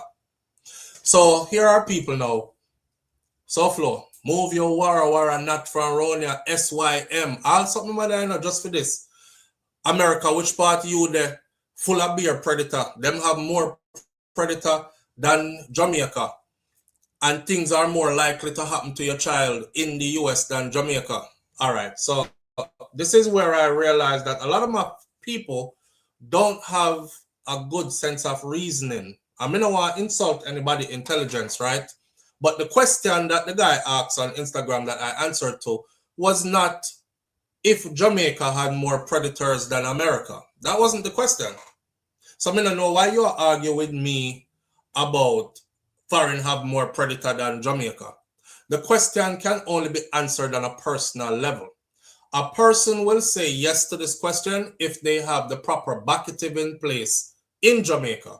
If they have a team of people in Jamaica who they can trust, who would look out for them and they are comfortable with that. And their answer would be, yes, I would gladly send my kids there. This is an individual question for somebody like me, who most of my family members, them, too busy for a watch picnic, or too old, or don't live in Jamaica anymore because them scattered in all kind of different foreign country. Me not have nobody there like that I could trust. Not only that, I saw somebody say, so again, seems like help is being given by doing shortcuts. Okay, I saw somebody said, one time gone, but not no more. Is one time gone? Why we know not to do it no more? Because what was happening to the youth them that got left behind by their parents, one time gone, is what make we know so we not to do it. Yeah, so we now go sugarcoat one time gone. One time gone, picnic get left with auntie, uncle, cousin, brother, sister, and the picnic them get molested off, them get underfed, them get treated like house slave, them get all kind of bad treatment or something. That's another reason why I wouldn't leave my child. So the question about leaving my child, and my answer being no. If I'm not there to see my children, why would I want my children to be in a whole other country? If I'm not there to see my children grow, I can't protect them. You can't protect your picnic in a whole other country. You can't. And there's this thing in Jamaican culture, thief and take peace, hold on and take some, feel up and don't tell nobody, and them kind of something. And Jamaican people hate to hear you say that, but it's true. Because every time we do a video along these lines of topic, the amount of people were calling about, SouFlo, I was molested when I was 9. I was molested when I was 7 till I was 13. I was molested when I was... When me would have want left my picnic down there for... It's not saying Jamaica is a bad place. It's saying that we have predators like everywhere else in the world. It's not a comparison of how many predators are in the US versus how many are in Jamaica. I know that's the conversation. Predators there the US, yes, but me there the US, yes, so tough.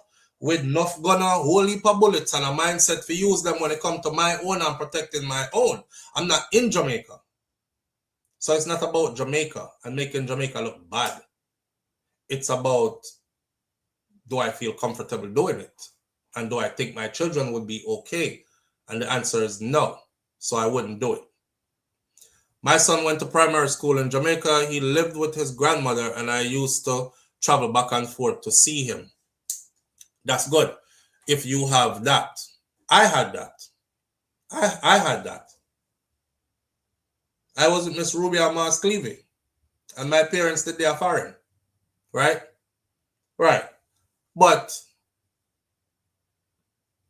there were other kids around who were the same way. Them parents fly out on a foreign and left them with relatives. And I saw firsthand what?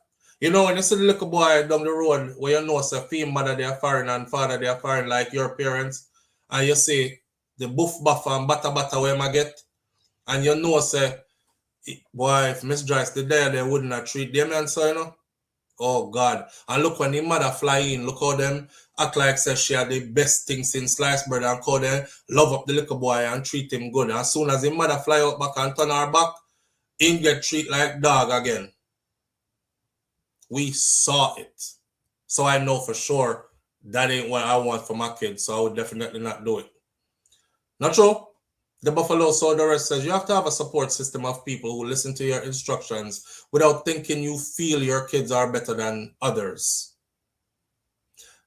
I would even go a step further and say you have to have a support system of people who are willing to treat your child in a way that you want their child to be treated. Live on the air with SouFlo. Good morning. Yeah, SouFlo, me again. Yeah, brother. You know what I mean? I have a dog too, and a little one, right? And not even my dog would left for Jamaica to take care of my dog. If minutes said that, they would come for my head. I don't care what people think. I talk about me. Right. I mean, I think about when you don't love something so much, especially your daughter, this human being, you don't trust nobody, not even your sister that you're close to. Teach them and protect them. You want it yourself. Saying. You know what I mean? When there's a stress of the day, I call people every day, say, you're good? They're on video call all day. Why am I go through that? No, my kid every day buy me, just like all the beer, I have a little cup beside him, line up a cup beside, you know what I mean? That's how me I do it. So, I'm not judge your body, you know? Right. But you know how me I do, because as I said, we see the results. What happened over the years. You know, tons of people, my grandmother raised them picnic. You know what I mean? And poor grandma couldn't keep up. Work. Poor granny couldn't keep up. She do her best. She couldn't keep up though. Yeah. It no work. And guess what now? The kid them after try make up back with them parents. You know what I mean? And there's some mental situation you see there with all of them women know who never grew up around them parents 100%. They're different from me because me 100% secure in my head. I have my own mind. Nobody can talk. Don't feel smart compared to them. Don't tell me who me is already. So I need you to tell me nothing. You get what I'm saying? There's a site. There's a oh man, she called in before, and we did discuss that topic here before. And this woman called in, and she has a doctorate in, I think, behavioral science and psychology or something like, or psychiatry or something like that.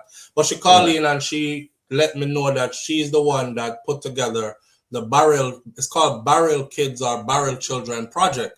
And the funny thing is, I was just reading it, which led me to having this conversation the first time we did have this conversation.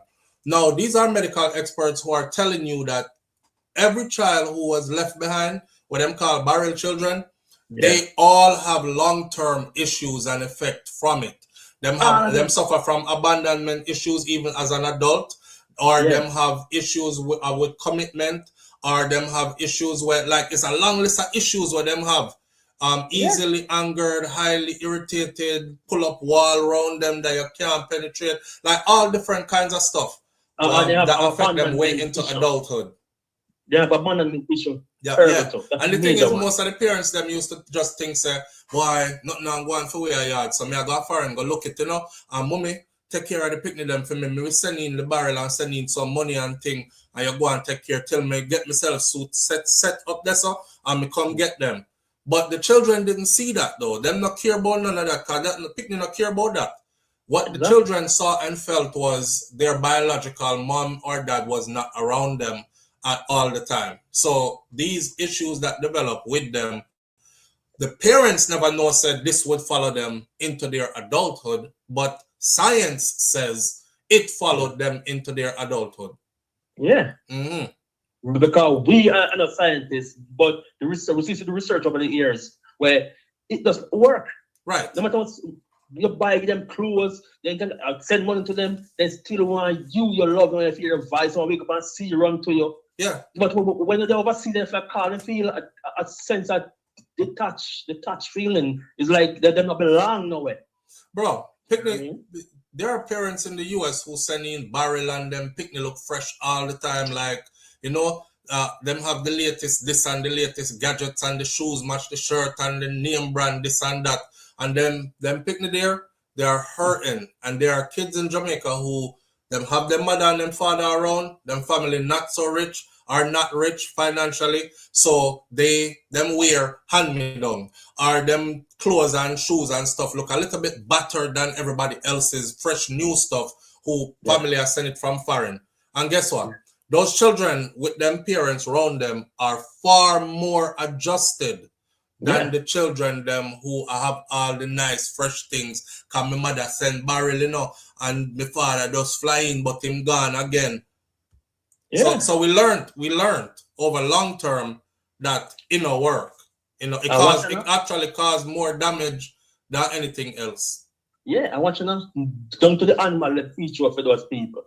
So then watch animal level, we can learn from them too. Because even a puppy's in, if I take the puppy too early away from the parents, then they're going to do in the house. They're going to do a lot of things. So, Right. so if mother teach them, say, don't pull you're eating, can't pull, somebody going to rush him. True. You know what I'm saying? True. So even that teach, we said, kids need to be around them parents to grow up and develop properly. I may approve it. I may have cousins right now when they have issues, man, because you know them grow up with their parents, which is me, we grew up with my parents, me confident. After their school and what school I laugh at them, look, I know it's big. I never care too much. Right. My mother and father would tell them, say, you're cute. You know what I mean? Right. So you have there on the kids, them, Right. That's what I'm going to say. You know, I'm not judge them, no ignorance or what. You know what I mean? All right. Ignorance. All right, big up yourself. Well said, manners. All right. So, let's put that topic to rest. I'm glad we have a platform here where I can explain these things. I actually told the person, I said, be brave enough and call in this morning. If you go over on Instagram and you follow me and you see it, you will see like about 20 people cussing me out for this comment right here that I would not leave my children in Jamaica. And I explained why I wouldn't in the same comment. But you know them carrot Ghana, you are going like say foreign better in Jamaica, whole heap of predator they are foreign. Oh yeah, you always style up Jamaica and try and make Jamaica look bad. This is not about Jamaica and making Jamaica look bad. This is about an individual choice and what I would be comfortable with. And I can tell you from experience, I wouldn't go down that road with my kids. Right? Right. If I had the right, if on the other side of the scale, I think the best place to send your kid to school is in Jamaica.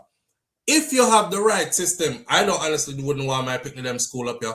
When you look at the school system up here, you look at the school system over here in the US, even the people them where they're here, all the leaders and everybody are complaining that, boy, we have taken like 100 steps backwards. It's like we don't have no intelligent children again or something like that. We are churning out more dummies than anything else than before. Right? Everybody want to be social media influencer, all that.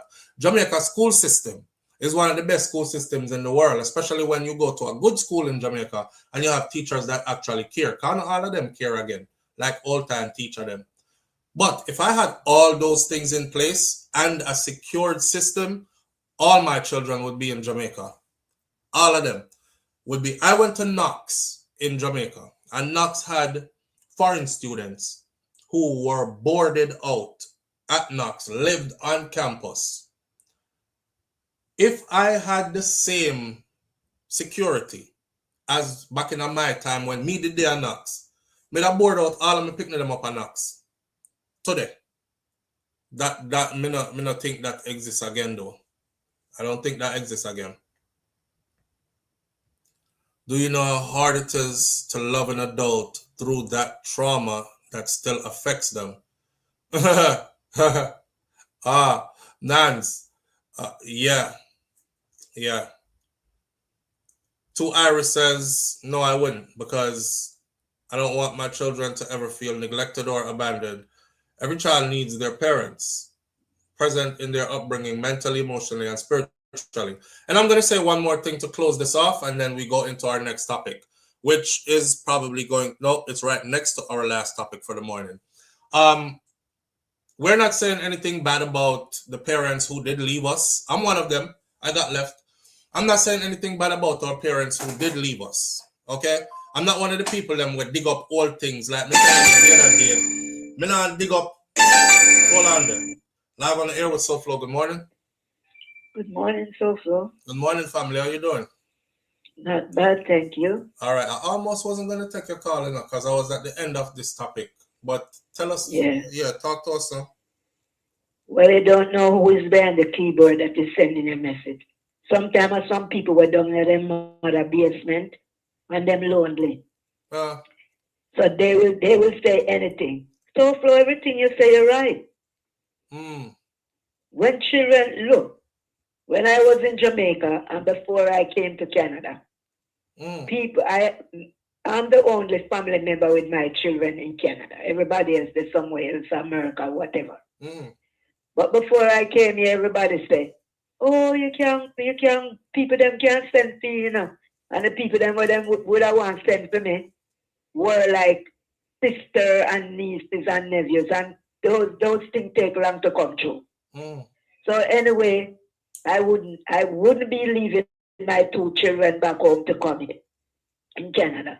And I did bring them when I was coming because I was fortunate enough to come landing.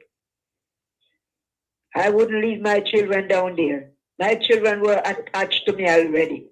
If you see one on my right, you see the other one on my left. Okay, everywhere I went, so you're one of the people who would not leave your children down there, and you would not leave them down there because of what? I wouldn't leave them down there because they were attached so much to me. They would feel so lonely without me.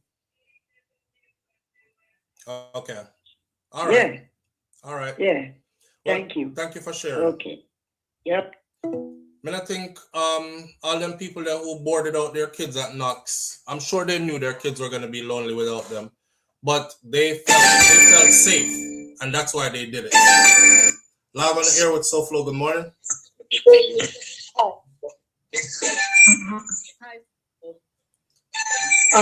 Do you have us on speaker or Bluetooth? Wait, hold on. Can you hear me now? If you take us off speaker and Bluetooth, we can hear you fine. Yeah, I'm not. No, I'm not on speaker. Okay, you sound like you're underwater. Oh, wow.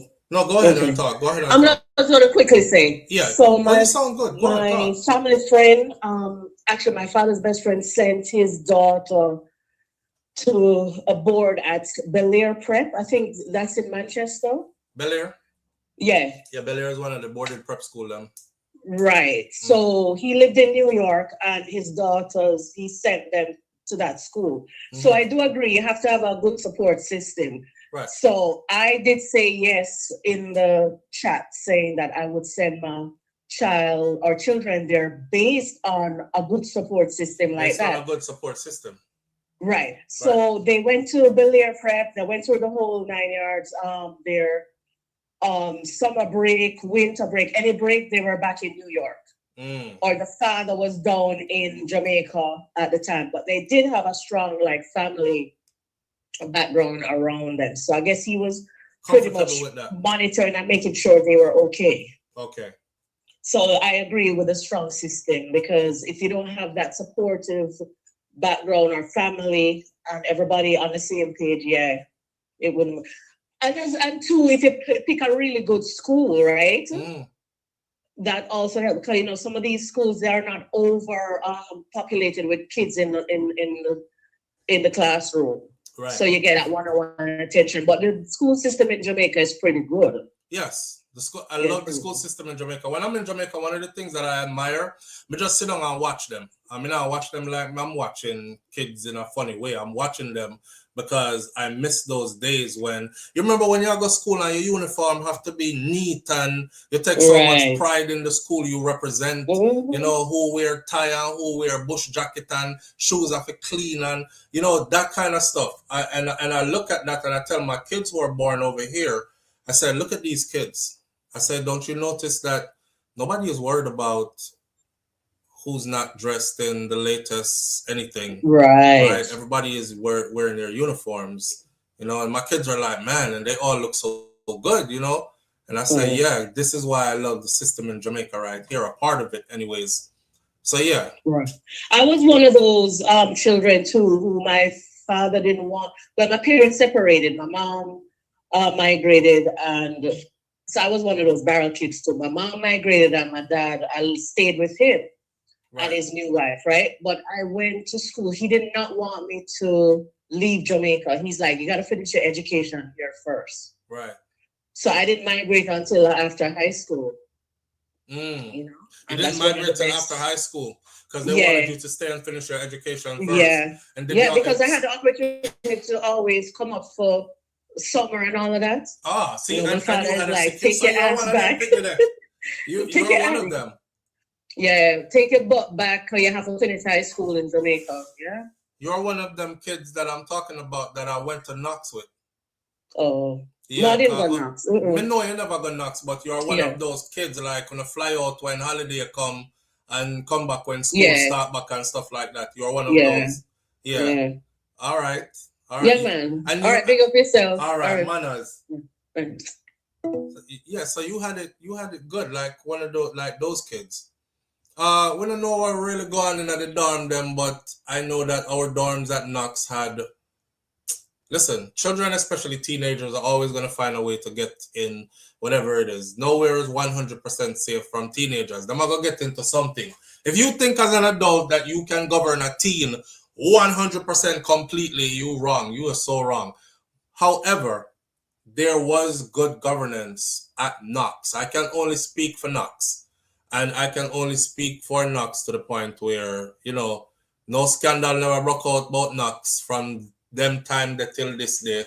And, the alumni are still around and most of them are thriving, successful adults. So it says a lot. You went to Arden? Big up to Arden. Arden used to be a bright picnic. Spelling bee champion them.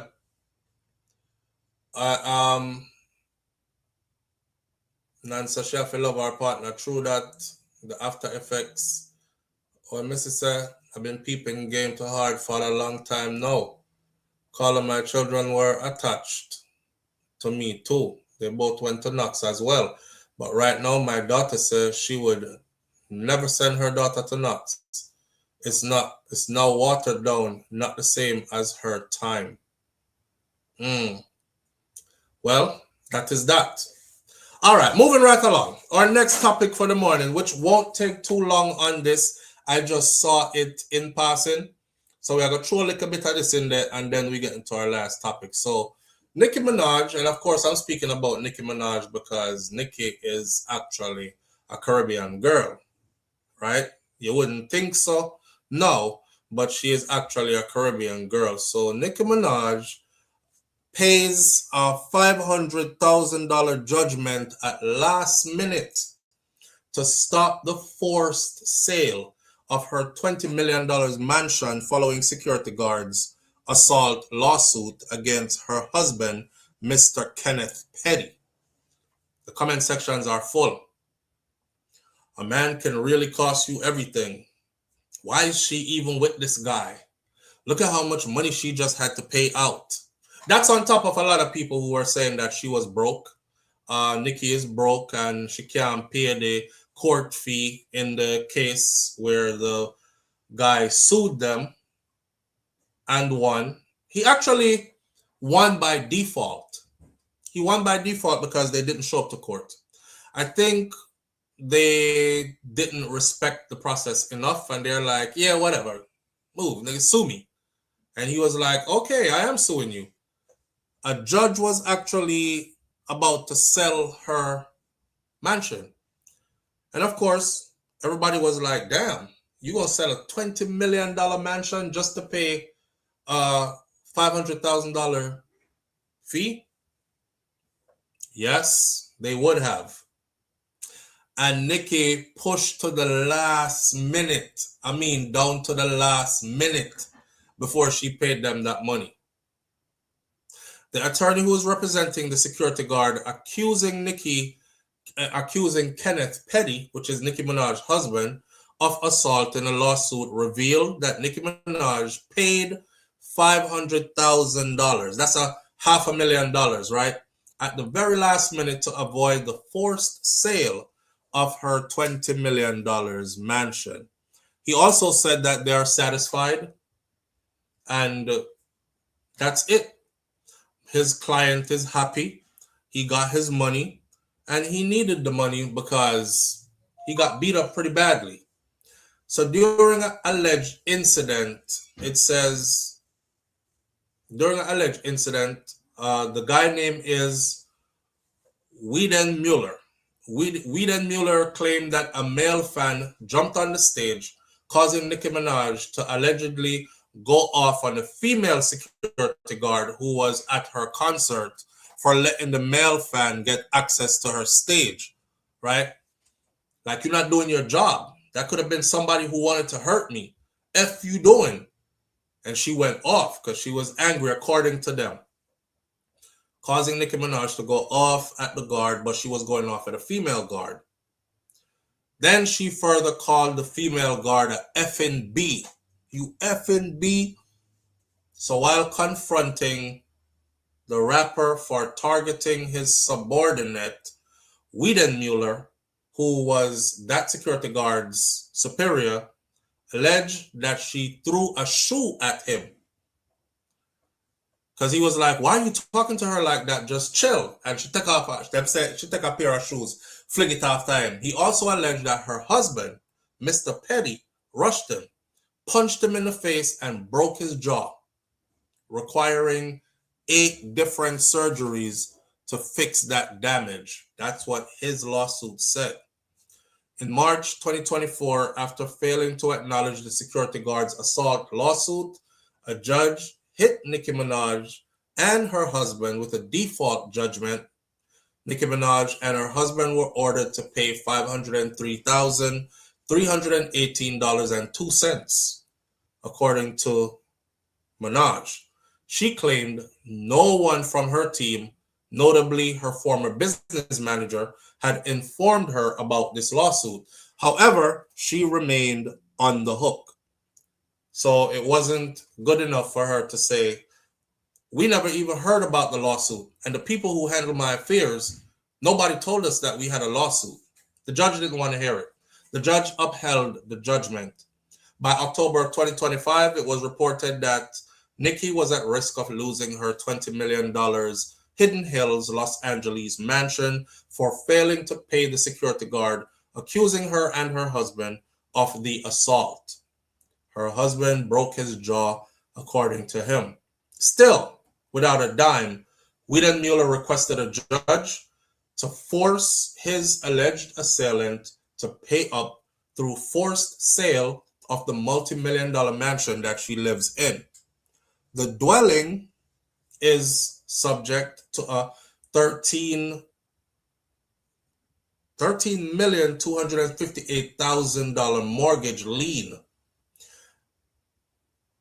and a $722,151 homestead exemption, together just under $14 million. The property's current fair market value is appraised at $20 million, yielding approximately $6 million in equity beyond the lien and the exemption.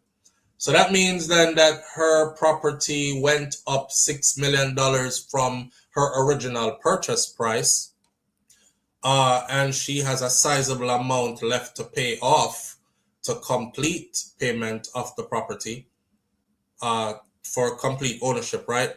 Wiedenmuller's lawyer declares that more than enough to pay Nicki Minaj and Petty owe their client, with millions still left over. So he said if they sell the house, we could get our money, go about our business, and you could give them the rest of the money back. We don't care. We just want the judgment that the judge passed, which was $500,000. Nicki held on. On January 22nd of 2026, Rolling Stone reported that Nicki Minaj, at the very, very last minute, avoided that forced sale. I saw a couple of days ago where it said the judge was one step away from ordering her mansion to be sold. And I said, damn, I guess she's going to let them go through with it. That was a few days ago. So waking up this morning to see that she settled it last minute, you know, she really pushed it to the wire. Missy people are talk about her, the Turning Point talk show thing that she went on with Charlie Kirk's wife. And they said, I guess the check cleared. She got a fat check for being on that thing. You know, I say it like this. I don't think Nicki Minaj is broke. I'm not counting her pockets. I don't know. But as a Caribbean female, I find it hard to believe she's broke. I don't think she's broke at all. I think Forbes has her net worth at hundreds of millions of dollars. I don't think she's broke. I think she made a principle out of this. And the principle is, I'm not paying you nothing. We didn't know about it. We weren't properly informed, and I'm not paying nothing. She pushed it to the last minute, and it still couldn't work in her favor. But the kind of pulling power that she has on either side of the spectrum, she probably sat home and thought like this, I don't even want to touch my money that I have. That's $500,000.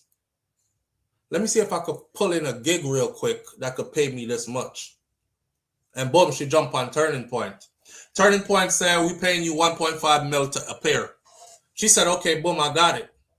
I'm going to get on Turning Point. I'm going to talk about the president and how good of a guy he is.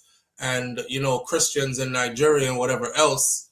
And I'm going to side with that. And I'm going to tell my gay audience members and my supporters who are gay that there's nothing wrong with being straight. There's nothing wrong with being a boy, Damien. Be a boy. You were born a boy. And alienate her whole audience, collect that check, pay that bill off, and we don't have nothing else to worry about. If that's the case, then that's the case. It seems like that's what actually happened, though. But, hey, just in passing, more power to her. She didn't lose her mansion. She still got it. She just paid up the $500K at the very last minute. That's that. Moving right along. She is strategic, Nance. I think so, too. The last topic for the morning that we're going to talk about, right? And it shouldn't be too long either, is Jamaican men carrying purses and handbags. I don't know if y'all have seen it, but this is the new trend in Jamaica, is to dress up. The men are dressing up and they are doing like dress up interview. Hey, so tell me what shirt and what shoes you have on right now. I like the shoes. The shoes really complements the outfit and stuff like that. And they would stand there and talk about their outfits. This is obviously something that is foreign. It's American, right? All right, watch this. The artist here, as I know say also that dancehall music is a fight down place, car. You know from when the brother here have that song here, and the song big enough. The song big, Quick Cook. Big up to Quick Cook as an artist. But I know him song me I come promote though. But Quick Cook have a song out there we call Money. If you're not no money, shut your mouth. Money pile up, yeah. Yeah. And he in the song him says something about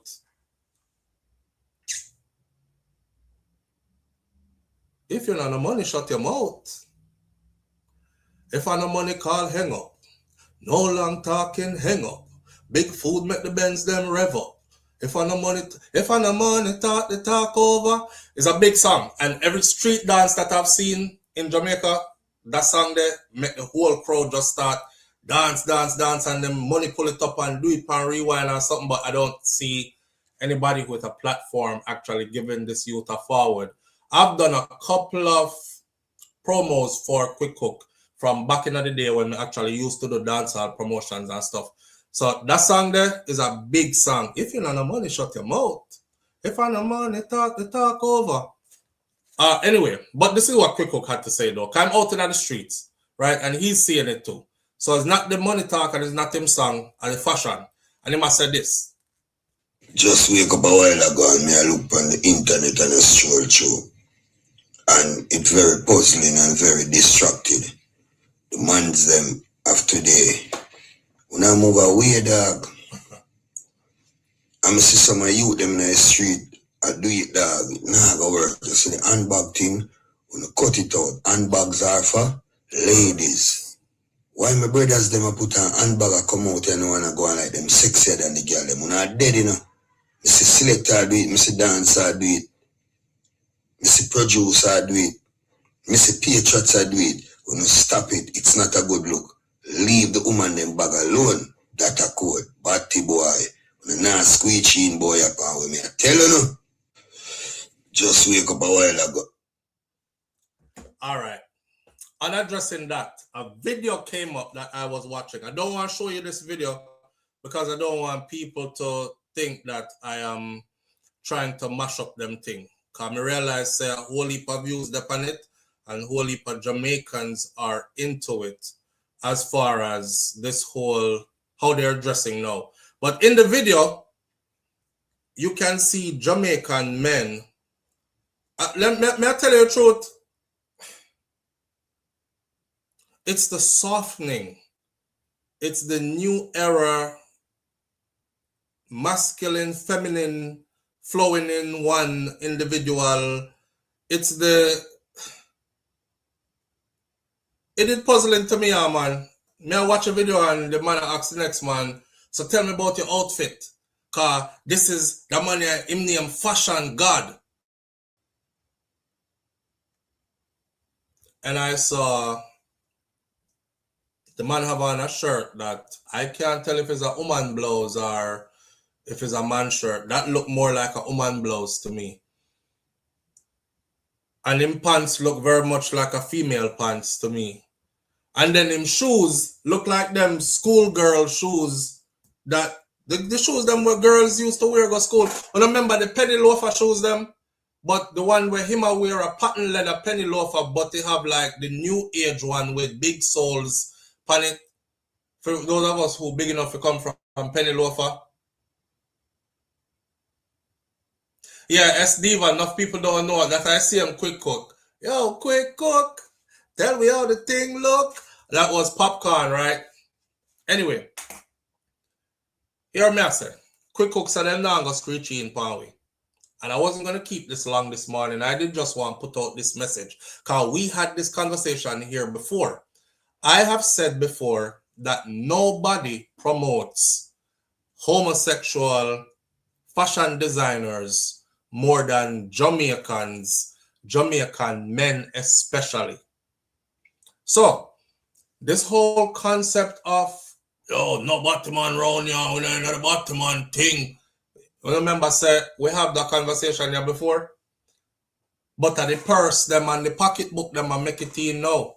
And on the carpet, when I saw the brother show up with the pocketbook, and him say, he have the pocketbook in that hand, right? And he's like, you know, that's like a small thing, like a purse, a pocketbook, you know, nothing too big. And then went on to talk about his shoes and his shirt. I was like, nah, Ninja, you're not just gonna skip over that. But yeah, just a little pocketbook. You know what I mean? I said just a little pocketbook. Just this I want Jamaican event.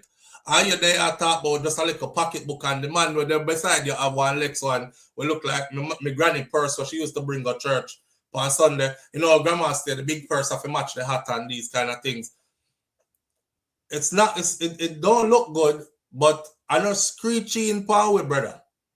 Quick Cook, them not screechy in, them dead. It's too late now. It's too late. We can't turn this back. All right? We should have stopped this from tight pants.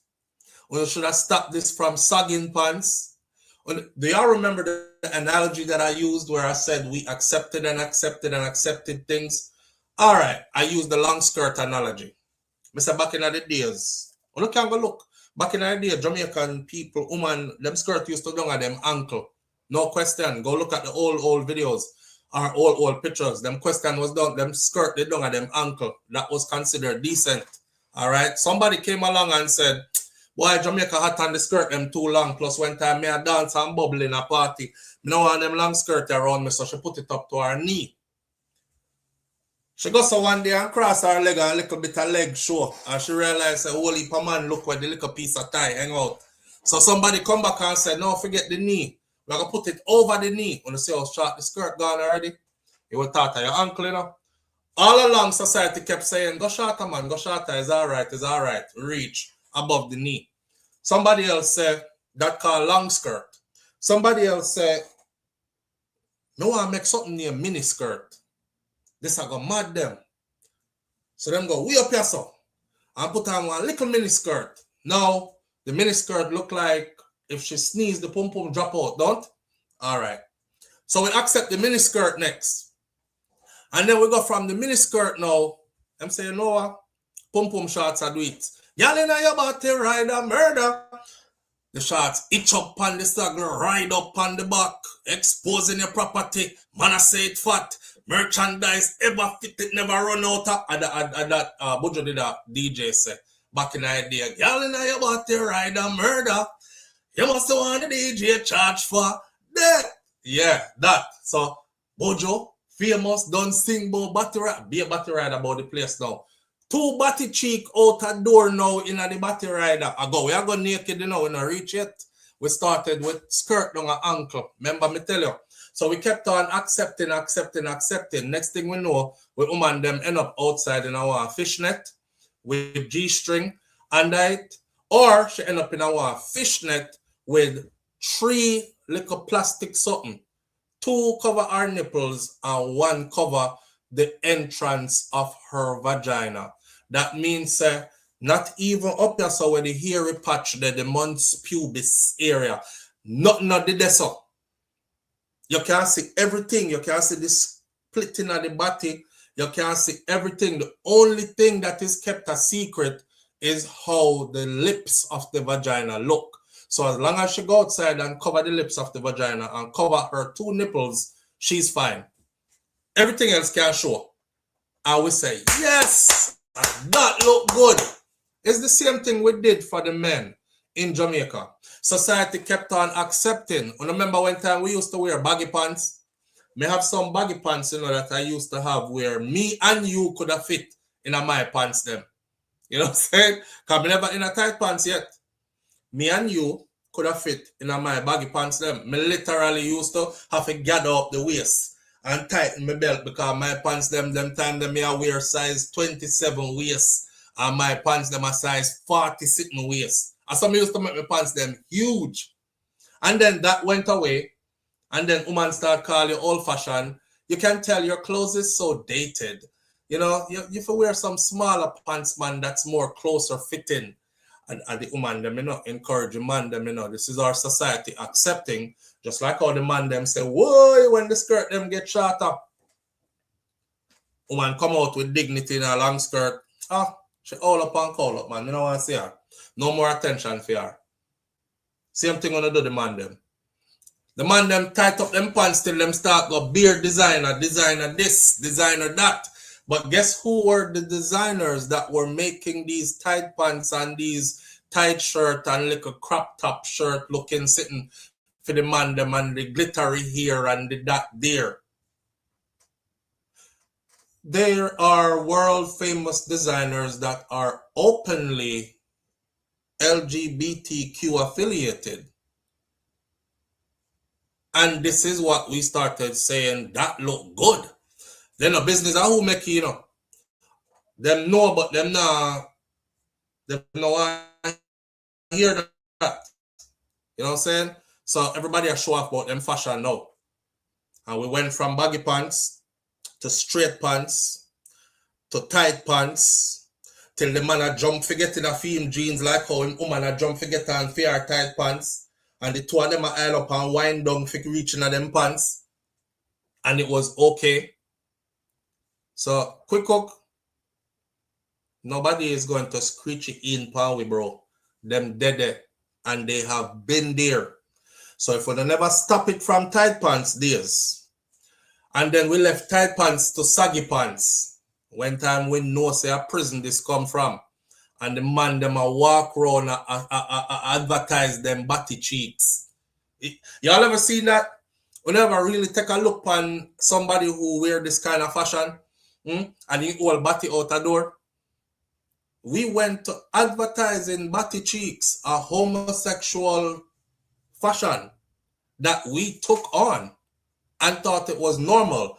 And nobody stopped it. We joined in. So how come you never say, when you're not screeching in power with that body expose something there, you know? Because man pants for them on them waist. When man body a door out a door. How come you never say that? You accept it and you follow it. You dig? You accept it and you follow it. And that's why we reached this up. Skinny pants, tight pants, man. Sagging pants, man. Belly skirt, belly shirt, and skin belly out the door, and all certain hairstyle are hair spoil. All certain hair spoil.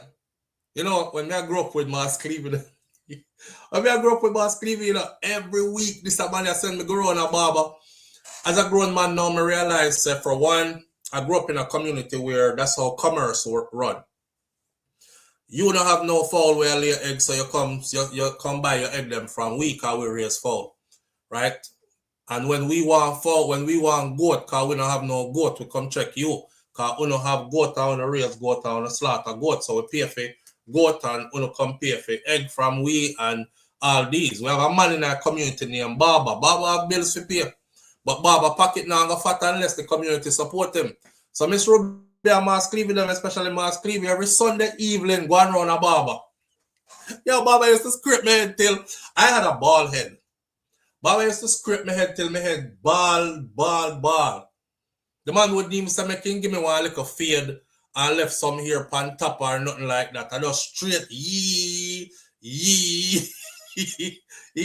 Miss Ruby and Mass Cleveland PM feet.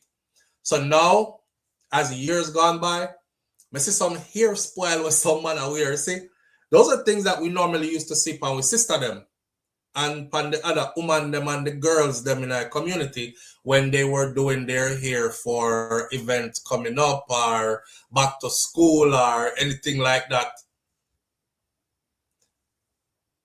The woman them can't have nothing for themselves. Seeka, the man them. The woman them can't have nothing for themselves, Seeka, the man them. The woman them got tight pants, the man them got extra tight pants too. The woman them got belly skin blouse, the man them got belly skin blouse too. I went next phone, man. The woman them got purse and handbag from God know when till now. Now the man them, after you've exhausted all of the women's stuff, now you are carry purse and handbag too. Purse and handbag. You know, so me know said this was going to Jamaica. When I started seeing celebrities in the United States of America showing up like basketball players, football players with purses and handbags, I knew that Jamaica was going to pick this up. Now Jamaican man carry purse and handbag. I'm going to close this video by saying this. I'm not going to judge you too much. I'm just letting you know that it's not for me. You will never see me in tight pants because my pants like them if I have room. And you would never see me with a purse or a handbag because it definitely is a woman feature in my eyes. So if you're a man who want to carry a purse and your handbag, I don't want nobody go say I am against this and I am phobic this and phobic that. I'm talking about the fashion. It's just not for me. It's not for me at all. I'm going to leave it right there, so. All right? They're all in a frock, them that, the frock thing on Winston Gale, that a long time. All in a frock, them gone. Yeah. And purse now and handbag now. Black Rhino was pressing him here and him let us see. And it scared me even though that was him hairstyle from a long time. But watching him press it, in the bathroom was shocking. I think them use the hot comb for straighten out the hair so them can braid it properly because it braid better that way. Me not talk about that. But me I talk about the woman hairstyle them. Me not talk about locks. I mean not talk about just straight regular braids. There's some hairstyle out here that you don't know which one me I talk that definitely belong on a woman. And the purse and the handbag something. Me I go laugh when me see you with it. So if you see me out there and you have one and you see SouFLo, pop up a laugh. When you talk about yo SouFLo go on and you see me start pop up a laugh, just know say me I laugh about your purse and your handbag. Here? Alright. Manners and respect to each and every one of you tuning in this morning. I appreciate you greatly. Thank you for being here. Let me say again, for the people whose names are in green, if you have a business out there, you can contact me at SouFLoTV@gmail.com if you want me to do a promo for your business. It is at no cost to anybody whose name is in green for this channel. All right? Have a wonderful weekend. Surround yourself with people you love and people who love you.